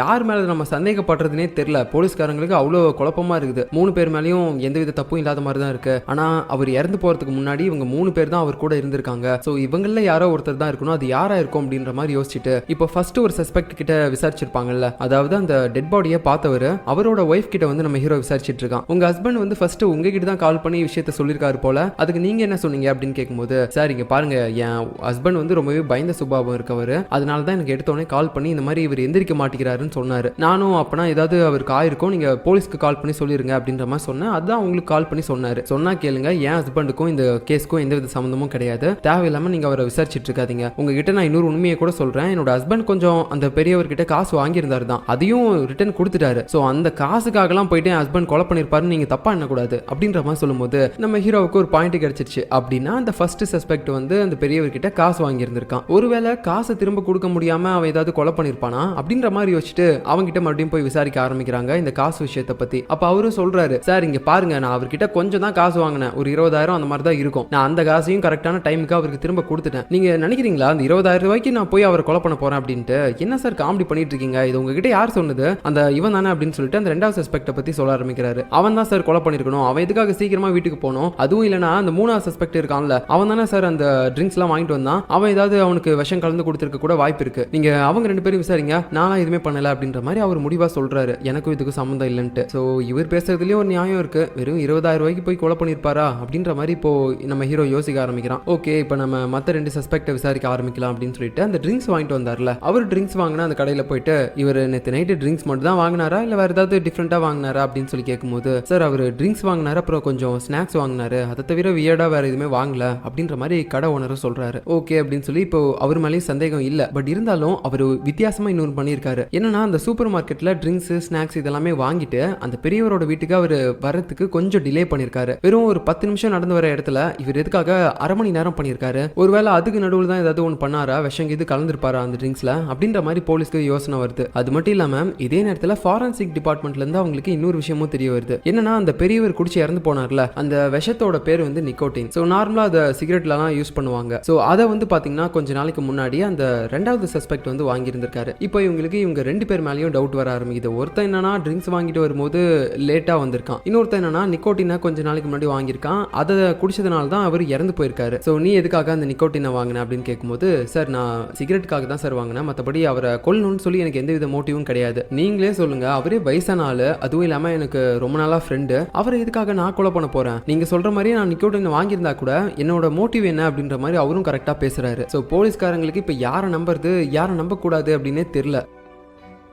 அதுக்கப்புறம் நம்ம ஹீரோவும் ஹீரோயினும் வந்துட்டு அந்த கிரைம் நடந்த இடத்துக்கே மறுபடியும் போகிறாங்க, அந்த பெரியவரோட வீட்டுக்கு. அங்கே ஏதாவது எவிடன்ஸ் கிடைக்குமா அப்படின்னு சொல்லி செக் பண்ணி பார்க்குறாங்க. பட் அவங்களுக்கு எந்த வித எவிடன்ஸும் கிடைக்கல. அதுக்கப்புறம் இதை பற்றி நம்ம ஹீரோவோட வீட்டுக்கு வந்து 2 பேரும் பேச ஆரம்பிக்கிறாங்க. அந்த 3 சஸ்பெக்ட் இருக்காங்கல்ல, அவங்க 3 பேரோட பாயிண்ட் ஆஃப் வியூலையும் இவங்க யோசிச்சு பார்க்குறாங்க. அதாவது நான் இந்த 3 பேரில் ஒரு ஆளாக இருந்தால் அந்த பெரியவரை ஏன் நான் கொலை பண்ணியிருக்கணும் அப்படின்ற மாதிரி அந்த மோட்டிவ் பற்றி யோசிக்க ஆரம்பிக்கிறாங்க. எப்படி யோசிச்சு பார்த்தாலும் அவங்க 3 பேருமே அந்த பெரியவரை கொல்றதுக்கான மோட்டிவ் ஒன்றுமே இல்லை. பட் ஆனால் அந்த பெரியவர் இறந்து போன இடத்துல அன்னைக்கு நைட்டு இவங்க 3 பேரும் இருந்திருக்காங்க. ஸோ அதை வச்சு மட்டுமே இந்த பெரியவரை இவங்க 3 பேர்ல யாரோ ஒருத்தர் தான் கொண்டிருக்கணும், இல்லைனா இவங்க 3 பேரும் சேர்ந்து தான் கொண்டிருக்கணும் அப்படின்ற மாதிரி நம்ம நினைக்க கூடாது. ஏன்னா அந்த விஷம் கலந்துருக்கக்கூடிய ட்ரிங்க்ஸை ஆல்ரெடி ஒருத்தங்க ஃப்ரிட்ஜில் வச்சிருந்திருக்காங்க. ஒருவேளை அது வெளியாளா இருந்தா, அது இவங்க 3 பேரா இல்லாம வெளியாளா இருந்தா என்ன பண்றது அப்படின்னு சொல்லும்போது நம்ம ஹீரோவும் டக்குன்னு பாத்தீங்கன்னா ஒரு ஆளை யோசிச்சு பார்க்கறான். அது என்னன்னா, இந்த கிரைம் நடந்த அந்த இடத்துல கிளீனர் மாதிரி ஒரு ஆள் இருந்திருப்பாரு, வயசான ஆளு. ஸோ இந்த சிசிடிவி ஃபுட்டேஜ்லையும் பார்க்கும்போது அடிக்கடி அவர் அந்த பெரியவரோட வீட்டுக்குள்ள வந்துட்டு போயிருக்காரு. ஒருவேளை இவர் தான் அந்த விஷம் கலந்த ட்ரிங்க்ஸை முன்கூட்டியே வந்து ஃப்ரிட்ஜில் எடுத்து வச்சுட்டு போயிருப்பாரோ, அந்த பெரியவரை கொல்லணும் அப்படின்றதுக்காகவே அப்படின்ற மாதிரி யோசிச்சுட்டு இப்போ அவரை விசாரிக்க ஆரம்பிக்கிறாங்க. சொல்லுங்க சார், நீங்க எதுக்காக அடிக்கடி அந்த வீட்டுக்குள்ள போனீங்க அப்படின்னு சொல்லும்போது, ஏன்னா அதுதான் சார் என் வேலை, கிளீன் பண்றது, அதுக்காக தான் நான் போனேன் அப்படின்னு சொல்லும்போது, ஓ அப்படியா, பட் ஏன்னா நீங்க ஏதோ நிறைய எடுத்துட்டு போற மாதிரி தெரியுது பொருள் எல்லாம், அதெல்லாம் என்ன இருக்கு அப்படின்னு சொல்லும்போது, சார் கிளீன் பண்ற பொருள் தான் சார் இருக்கும், நீங்க பேசுறதெல்லாம் பார்த்தா என் மேல ஏதோ சந்தேகப்படுற மாதிரி தெரியுது, ஆமா போன வருஷம் நடந்த விஷயம் உங்களுக்கு தெரியுமா இல்லையா அப்படின்னு கேட்கும்போது, என்ன விஷயம் அப்படின்னு சொல்லிட்டு எல்லாருமே ஒரு மாதிரி ஷாக்கிங்கோட பாக்குறாங்க. அடுத்த சீன்ல நம்ம ஹீரோயின் வழக்கமா அந்த தெரபிஸ்ட் கிட்ட போவாள்ல, சோ இப்போ அவகிட்ட தான் போய் புலம்பிட்டு இருக்கா. இந்த மாதிரி 3 பேர் சஸ்பெக்ட் இருக்காங்க, அவங்க 3 பேருமே சொல்றது கரெக்ட்ன்ற மாதிரி தான் இருக்கு, யார் கொலைகாரங்கனே எங்களுக்கு தெரியல, ரொம்ப குழப்பமா இருக்கு அப்படின்னு சொல்லிட்டு போய் புலம்பிட்டு இருக்கா. அவளும் அதை பார்த்துட்டு ஒரு மாதிரி ஆறுதலா பேசிட்டு இருக்க. அடுத்து நம்ம ஹீரோவும் ஹீரோயினும் அந்த பெரியவருக்கு இன்னொரு வீடு இருக்கும் போல அபார்ட்மெண்ட்ல, சோ அந்த வீட்டுக்கு போறாங்க. உள்ள ஓபன் பண்ணி பார்த்தாலே எல்லா இடமும் நீட்டா கிளீனா இருக்கு. இதெல்லாம் பார்க்கும்போதே அவங்களுக்கு நல்லா தெரியுது, என்ன இந்த பெரியவர் ஏதோ பெரிய ட்ரிப்புக்கு போற மாதிரி எல்லா இடத்தையுமே கிளீனா தொடச்சு வச்சிருக்காரு, ஒருவேளை அவர் சாக போற விஷயம் அவருக்கு ஃபர்ஸ்டே தெரியுமா, ஏன்னா அதனால தான் வீட்டை இவ்வளவு கிளீன் பண்ணிட்டு போயிருப்பாரா, அப்படின்னா இது தற்கொலையா இருக்குமா, அது மட்டும் இல்லாம அவர் ஃப்ரெண்ட்ஸோட போட்டோஸ்லாம் எதுக்காக கண்ணாடி முன்னாடி வச்சிருக்காரு, ஒருவேளை இது அடிக்கடி அவர் பார்க்கணும்னு நினைச்சிருப்பாரா கோவத்தோட, அப்படின்ற மாதிரிலாம் இவங்க திங்க் பண்ண ஆரம்பிக்கிறாங்க. சோ கட் பண்ண அடுத்த சீன்ல பாத்தீங்கன்னா நம்ம ஹீரோ அந்த 3 ஃப்ரெண்ட்ஸுமே கூட்டு வந்துட்டு விசாரிக்க ஆரம்பிக்கிறான். இந்த மாதிரி போன வருஷம் வின்டர் சீசன் அப்போ என்ன நடந்துச்சுன்னு உங்களுக்கு ஞாபகம் இருக்கா அப்படின்னு சொல்லும்போது, ஆமா அந்த பெரியவரோட பையன் இறந்து போயிட்டான், அந்த இன்சிடென்ட் தான் ஃபேக்டரியில நடந்துச்சு அப்படின்னு சொல்லும்போது, அது இன்சிடென்ட் மாதிரி தெரியல, உங்களோட கேர்லெஸ்னால நடந்துச்சு அப்படின்னு சொல்லிட்டு இப்போ இவன் ஒரு ஃபிளாஷ்பேக்கை சொல்ல ஆரம்பிக்கிறான். அதாவது லாஸ்டா அந்த பெரியவரை ஒருத்தரை விசாரிச்சிருப்பாங்கல்ல, அவர் கூட சொல்லியிருப்பாரு இந்த மாதிரி லாஸ்ட் இயர்ல ஒரு விஷயம் நடந்துச்சு, அது உங்களுக்கு தெரியுமா அப்படின்ட்டு. அந்த பெரியவர் தான் இந்த விஷயத்தை நம்ம ஹீரோ கிட்டே சொல்லியிருப்பான். அது என்னன்னா, இப்போ இறந்து போனார்ல ஒரு பெரியவர், சோ அவருக்கு ஒரு பையன் இருந்திருக்கான். அவன் பாத்தீங்கன்னா ஒரு வருஷத்துக்கு முன்னாடி இந்த ஃபேக்டரியில வந்து வேலைக்கு சேர்ந்திருக்கான். அப்ப அந்த டைம்ல அந்த பெரியவரும் அவருடைய அந்த 3 ஃப்ரெண்ட்ஸ் கிட்ட இந்த பையனை வந்து இன்ட்ரடியூஸ் பண்ணியிருப்பாரு, இவன் தான் என் பையன் அப்படின்னு சொல்லிட்டு. அவங்களும் நல்லா ஜாலியா சிரிச்செல்லாம் பேசியிருப்பாங்க அந்த பையன் கிட்ட. அதுக்கப்புறம் அந்த பெரியவர் வேற எங்கேயோ வெளியே வேலைக்கு போயிட்டாரு போல. அப்படி போகும்போது அவருடைய 3 ஃப்ரெண்ட்ஸ் கிட்ட தன்னுடைய பையனை விட்டுட்டு போயிருக்காரு. இந்த மாதிரி கொஞ்சம் இவனை பக்கமா இது பாத்துக்கோங்க, இவனுக்கு எந்த வேலையும் தெரியாது, நீங்க சொல்லிக் கொடுங்க அப்படின்னு சொல்லிட்டு போயிருப்பாரு போல. ஆனா இவங்க 3 பேர் என்ன பண்ணிருக்கானுங்க, அந்த சின்ன பையன்கிட்ட தெரியாத ஒரு வேலையை கொடுத்துட்டு இவங்க 3 பேர் நல்லா ஜாலியா உட்காந்து சரக்கு அடிச்சிருக்கானுங்க. அந்த நேரத்துல தான் அந்த சின்ன பையனும் தெரியாதனமா ஒரு மிஷின்குள்ள கையை விட்டு அவனுடைய கையே பாதி கட் ஆயிடுச்சு, நிறைய ரத்தமும் போயிட்டு இருந்திருக்கு. இவனுங்க என்ன பண்றதுன்னே தெரியாம லூசுத்தனமா பேசியே கொஞ்ச நேரத்தை வேஸ்ட் பண்ணிருப்பானுங்க. என்ன பண்றது, போலீஸ்க்கு கால் பண்ணலாமா, ஆம்புலன்ஸ்க்கு கால் பண்ணலாமா, இல்ல பாஸுக்கு கால் பண்ணலாமா, இல்ல அவன் அப்பனுக்கு கால் பண்ணலாமா அப்படின்னு சொல்லிட்டு லூசுத்தனமா பேசியிருப்பானுங்க. கடைசியா ஆம்புலன்ஸ்க்கு கால் பண்ணி அந்த பையனையும் தூக்கிட்டு போயிருப்பானுங்க. ஆனா அந்த பையன் நிறைய ரத்தம் போனதுல இறந்தே போயிட்டான். சோ ஒரு வகையில பார்த்தா அந்த பையன் இறந்து போனது ஒரு இன்சிடென்ட் மட்டும் கிடையாது, இவனுங்களுடைய கேர்லெஸ்னால அந்த பையனை கொலை பண்ணிருக்கானுங்க. சோ அந்த டைம்ல இருந்து தன்னுடைய 3 ஃப்ரெண்ட்ஸ் மேலயும் அந்த பெரியவருக்கு பயங்கரமான ஒரு கோபம் வந்திருக்கு. நம்மளுடைய பையனை இப்படி கொண்டுட்டானுங்களே கேர்லெஸ்ஸா இருந்து அப்படின்னு சொல்லிட்டு இப்போ இந்த பிளாஷ்பேக் எல்லாத்தையுமே சொல்லிட்டு நம்ம ஹீரோ அவங்க கிட்ட இன்னொரு விஷயத்தையும் சொல்றான். அன்னைக்கே அவருடைய பையன் இறந்து போனதுக்கு நீங்க 3 பேரும் காரணமா இருந்ததுனால தான் உங்களை ஏதாவது ஒன்று பண்ணணும்னு சொல்லி அவர் நினைச்சிருந்திருக்காரு. ஆனா அதுக்கு பதிலா உங்க 3 பேரையும் கொல்றதுக்கு அவருக்கு மனசு வரல. ஏன்னா பாவம் அவர் நல்ல மனுஷனா இருப்பாரு போல. பட் இருந்தாலும் உங்களுக்கு ஏதாவது ஒரு வகையில தண்டனையை வாங்கி கொடுக்கணும் அப்படின்றதுக்காக தான் அவர் தன்னைத்தானே ஒரு ட்ராப்பா யூஸ் பண்ணியிருந்திருக்காரு. அவர் வேணும்னே நைட்டு உங்க 3 பேரையும் அவருடைய இடத்துக்கு வர வச்சு அவர் குடிக்க போற ட்ரிங்க்ஸ்ல அவரே ஆல்ரெடி பாய்சனையும் ஊத்தி அதை ஃப்ரிட்ஜ்லயும் வச்சு நீங்க எல்லாரும் அந்த இடத்துக்கு வந்துட்டு போனதுக்கு அப்புறம் அவர் அதை குடிச்சு செத்தும் போயிருக்காரு. நீங்க 3 பேரும் அவர் இறந்து போனதுக்கு போலீஸ்ல மாட்டுவீங்க அப்படின்னு சொல்லி அப்படின்ற மாதிரி நம்ம ஹீரோ எல்லாத்தையுமே சொல்லும்போது இந்த இடத்துல அவங்க 3 பேருமே அழ ஆரம்பிக்கிறாங்க. ஒரு மாதிரி குற்ற உணர்ச்சியில துடிக்க ஆரம்பிக்கிறாங்க. சோ இந்த கேஸ் இதோடய முடிஞ்சிருச்சு. அந்த பெரியவர் வந்து தற்கொலை தான் பண்ணியிருக்காரு. இந்த கேஸ்க்கும் அந்த சீரியல் கில்லருக்கும் எந்தவித சம்பந்தமும் கிடையாது. ஏன்னா இவர் இறந்து போன இடத்துல எந்தவித பசிலும் கிடைக்கல. சோ இந்த பெரியவரோட கேஸ் இப்படியே முடியுது. அப்புறம் அடுத்த சீன்ல நம்ம ஹீரோயின் பாத்தீங்கன்னா அகைன் ஹீரோவோட வீட்டுல உட்காந்துட்டு இருப்பா. அந்த டைம்ல ஹீரோ கிட்ட சொல்றா ஃப்ரிட்ஜ்ல கொஞ்சம் ட்ரிங்க்ஸ் இருக்கு குடிக்கலாமா அப்படின்னு சொல்லும்போது அவன் அதை எடுத்துட்டு வரான். அதுக்கப்புறம் அதை ஃபர்ஸ்ட் நம்ம ஹீரோ கிட்டே ஊத்தி கொடுக்குறா. ஊத்தி கொடுத்துட்டு என்ன சொல்றானா, நீ இப்போ வரைக்கும் என் மேல முழுசா நம்பிக்கை வச்சிருக்கியா இல்லையா அப்படின்னு சொல்லி எனக்கு தெரியல. அதை நான் நம்பணும் அப்படின்னா இந்த ட்ரிங்க்ஸை குடி, இதில் நான் எதுவும் கலந்துருக்க மாட்டேன் அப்படின்ற மாதிரி உனக்கு தைரியம் வந்துச்சுன்னா நீயே குடிப்பல்ல, அதுக்கப்புறம் எனக்கு உன் மேல நம்பிக்கை வந்துடும், அப்புறம் உங்ககிட்ட சொல்லணும்னு நினைச்ச ஒரு விஷயத்தையும் நான் சொல்லுவேன் அப்படின்னு சொல்லும்போது ஹீரோவும் ரொம்ப நேரமா யோசிக்கிறான். அதுக்கப்புறம் நான் உன்னை நம்புறேன் அப்படின்னு சொல்லிட்டு அவன் பார்த்துக்க அந்த ட்ரிங்க்ஸ் எடுத்து குடிக்க ஆரம்பிச்சிடறான். ஓகே ரொம்ப தேங்க்ஸ், அதில் நான் எதுவுமே கலக்க கிடையாது, அது மட்டும் இல்லாம இப்போ வந்து எனக்கும் உன் மேல நம்பிக்கை வந்துருச்சு, நீ வந்து அந்த கில்லரா இருக்க வாய்ப்பு இல்லை அப்படின்னு சொல்லிட்டு இவளுக்கு கடைசியா அந்த சாய் இருந்து போன கேஸ்ல ஒரு பசில் கிடைச்சிருக்கும்ல, அந்த கில்லர் ஒரு மாதிரி அந்த சாய் எப்படி செத்தான் அப்படின்றத மார்க் பண்ணிலாம் அனுப்பியிருப்பான்ல. சோ அந்த பசிலை காட்டும் போது ஹீரோவால நம்ப முடியல. ஹே அப்படின்னா சாய் இறந்து போன கேஸ்லயும் அந்த கில்லர் தொடர்புல இருக்கான் அப்படின்றியா நீ?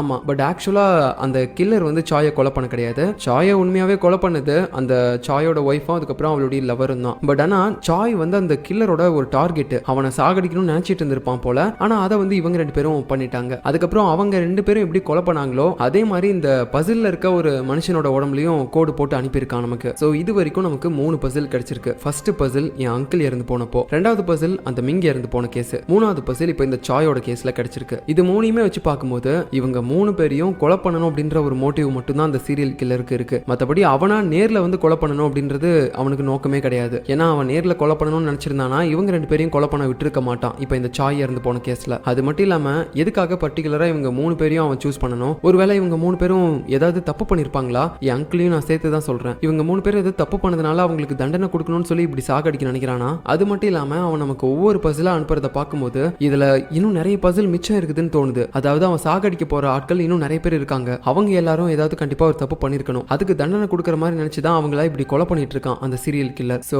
அடுத்த கொலையை அவன் பண்றதுக்கு முன்னாடி நம்ம சீக்கிரமா போய் கண்டுபிடிக்கணும் அப்படின்ற மாதிரி பாத்தீங்கன்னா நம்ம ஹீரோயின் பேசும்போது ஹீரோவுக்கு செம்ம குழப்பமா இருக்குது. என்னடி இப்படிலாம் சொல்லிட்டு இருக்க அப்படின்ட்டு. இப்ப கட் பண்ண அடுத்த நாள் காலையில நம்ம ஹீரோ அப்படியே தூக்கத்திலிருந்து கண் முழிக்கிறான். நேற்று நைட்டு கொஞ்சம் ஓவராகவே குடிச்சிட்டான் போல. இந்த கேஸை பத்தி நினைச்சு ரொம்ப குழப்பத்தில் இருந்ததுனால இப்ப கண் முழிச்சு பார்க்கும்போது ஹீரோயின் வேற காணோம். இவன் எங்க போனா அப்படின்னு சொல்லிட்டு அவன் சுத்தி முத்தியும் பார்க்கும்போது ஹீரோயின் வரா நிறைய திங்ஸ் எல்லாத்தையுமே எடுத்துக்கிட்டு. ஏன்டி 2 நாள் இங்க இருந்தேன்னு பார்த்தா இப்ப 3வது நாள் பொட்டி பொடிக்கெல்லாம் எடுத்துட்டு வர, என்னாச்சு உனக்கு? இனிமேல் இங்க தான் இருக்க போறியா அப்படின்னு கேட்க, ஆமா எனக்கு என்னோட ரூம்ல இருந்தா தூக்கமே வராது, அடிக்கடி என் அங்கிள் இருந்து போனது வேற ஞாபகம் வரும், ஆனா இங்க வந்ததுக்கு அப்புறம் தான் நான் நிம்மதியா நல்லா தூங்குறேன். சோ இந்த சீரியல் கில்லர் கேஸ் முடிகிற வரைக்கும் நான் உன்னோட வீட்டையே யூஸ் பண்ணிக்கிறேன் அப்படின்ற மாதிரி சொல்லிட்டு அங்க வந்து இந்த போட்டோஸ் எல்லாத்தையுமே வந்து மாட்டி வைக்கிறா, இந்த கேஸ் ரிலேட்டடா இருக்கக்கூடிய போட்டோஸ். அதுக்கப்புறம் 2 பேரும் பேச ஆரம்பிக்கிறாங்க. இந்த சீரியல் கில்லர் ஃபர்ஸ்ட் என்னோட அங்கிள் கிட்ட இருந்து தான் ஸ்டார்ட் பண்ணிருக்கான். மொத்தமா 3 கொலையை இது வரைக்கும் பண்ணிருக்கான். அதாவது 3வது கொலையை அவன் பண்ண கிடையாது, ஆனா அவன் கொலை பண்ணணும்னு நினைச்ச ஒரு ஆள் தான் அந்த சாய். சோ அவனும் இறந்ததுக்கு அப்புறம் அந்த பசிலையும் நமக்கு அந்த சீரியல் கில்லர் அனுப்பிட்டான். இப்போதைக்கு இந்த 3 கேஸ்லயும் அந்த சீரியல் கில்லர் எதுக்காக இவங்க சாகணும்னு நினைச்சிருப்பான், அதுக்கான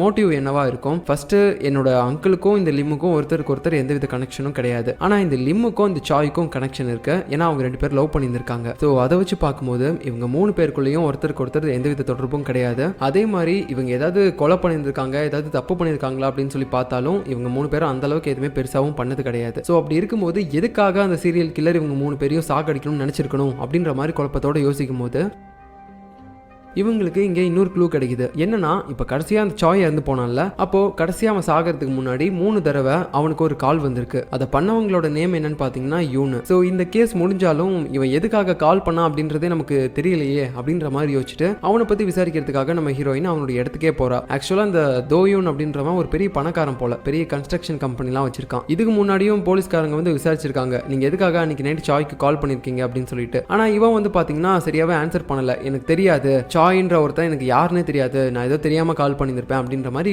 போய் சொல்லி மலிப்பிருக்கான். இப்போ நம்ம ஹீரோயின் விசாரிக்கும் போதும் அதே மாதிரி தான் சொல்றாரு, இந்த மாதிரி எனக்கு தெரியாது, சாய்ன்றவன யாருன்னே தெரியாது, நான் ஏதோ தெரியாம பண்ணிருப்பேன் அப்படின்ற மாதிரி தான் சொல்லிட்டே இருப்பாரு. அந்த டைம்ல நம்ம ஹீரோயின் சொல்றா, சார் இங்க பாருங்க, நாங்க ஒரு சீரியல் கில்லரை தேடிட்டு இருக்கோம். அவன் தான் ஆக்சுவலா சாயையும் கொலை பண்ணியிருந்திருக்கான். ஆனா அந்த சீரியல் கில்லர் எதை வச்சு எல்லாருமே கொலை பண்றான்னு சொல்லி இப்போ வரைக்கும் எங்களால கண்டுபிடிக்க முடியல. சோ அதுக்காக தான் உங்களுக்கும் சாய்க்கும் என்ன ரிலேஷன்ஷிப் இருக்கு அப்படின்றத நான் தெளிவா தெரிஞ்சுக்கணும்னு நினைக்கிறேன். ஒருவேளை நீங்க அதை சொல்லல அப்படின்னா யாருக்கு தெரியும், அந்த சீரியல் கில்லரோட அடுத்த டார்கெட் நீங்களா கூட இருக்கலாம். அதுக்காக தான் சார் கேட்குறேன், உங்க 2 பேருக்கு நடுவுலயும் என்ன கனெக்ஷன் அப்படின்ற மாதிரி கேட்கும்போது தெரியாதுன்னு சொல்றல, ஒழுங்கா இங்கிருந்து கிளம்பு அப்படின்னு சொல்லி அவர் மிரட்டுறாரு. நம்ம ஹீரோயினும் போகும்போது ஒரு மாதிரி பயங்கொடுத்துட்டே போறா. எனக்கு என்ன சார், நீங்க இப்படி கம்பெனில உட்காந்துட்டு இருக்கும்போது அழகா வந்து உங்களுடைய கழுத்திலே ஒரு கத்தி வச்சு இறக்கனால இறக்கிடுவான், அதுக்கப்புறம் நாங்களே நினைச்சாலும் உங்களை காப்பாற்ற முடியாது, ஏன்னா நீங்க செத்து போயிருப்பீங்கல்ல அப்படின்ற மாதிரி பயங்கொடுத்துட்டு போறா. நீங்க உண்மையை சொல்லலைன்னா அந்த சீரியல் கில்லர் உங்களை கொலை பண்ண கூட வாய்ப்பு இருக்கு அப்படின்ட்டு. இப்ப கட் பண்ண இன்னொரு பக்கம் நம்ம ஹீரோ அந்த சாயோட ஒய்ஃபை தான் போய் விசாரிச்சுட்டு இருக்கான். உங்க ஹஸ்பண்ட் உங்ககிட்ட எப்பயாவது தோயூன் அப்படின்ற அந்த பர்சனை பத்தி பேசி நீங்க கேள்விப்பட்டிருக்கீங்களா அப்படின்னு கேட்க, தோயூன்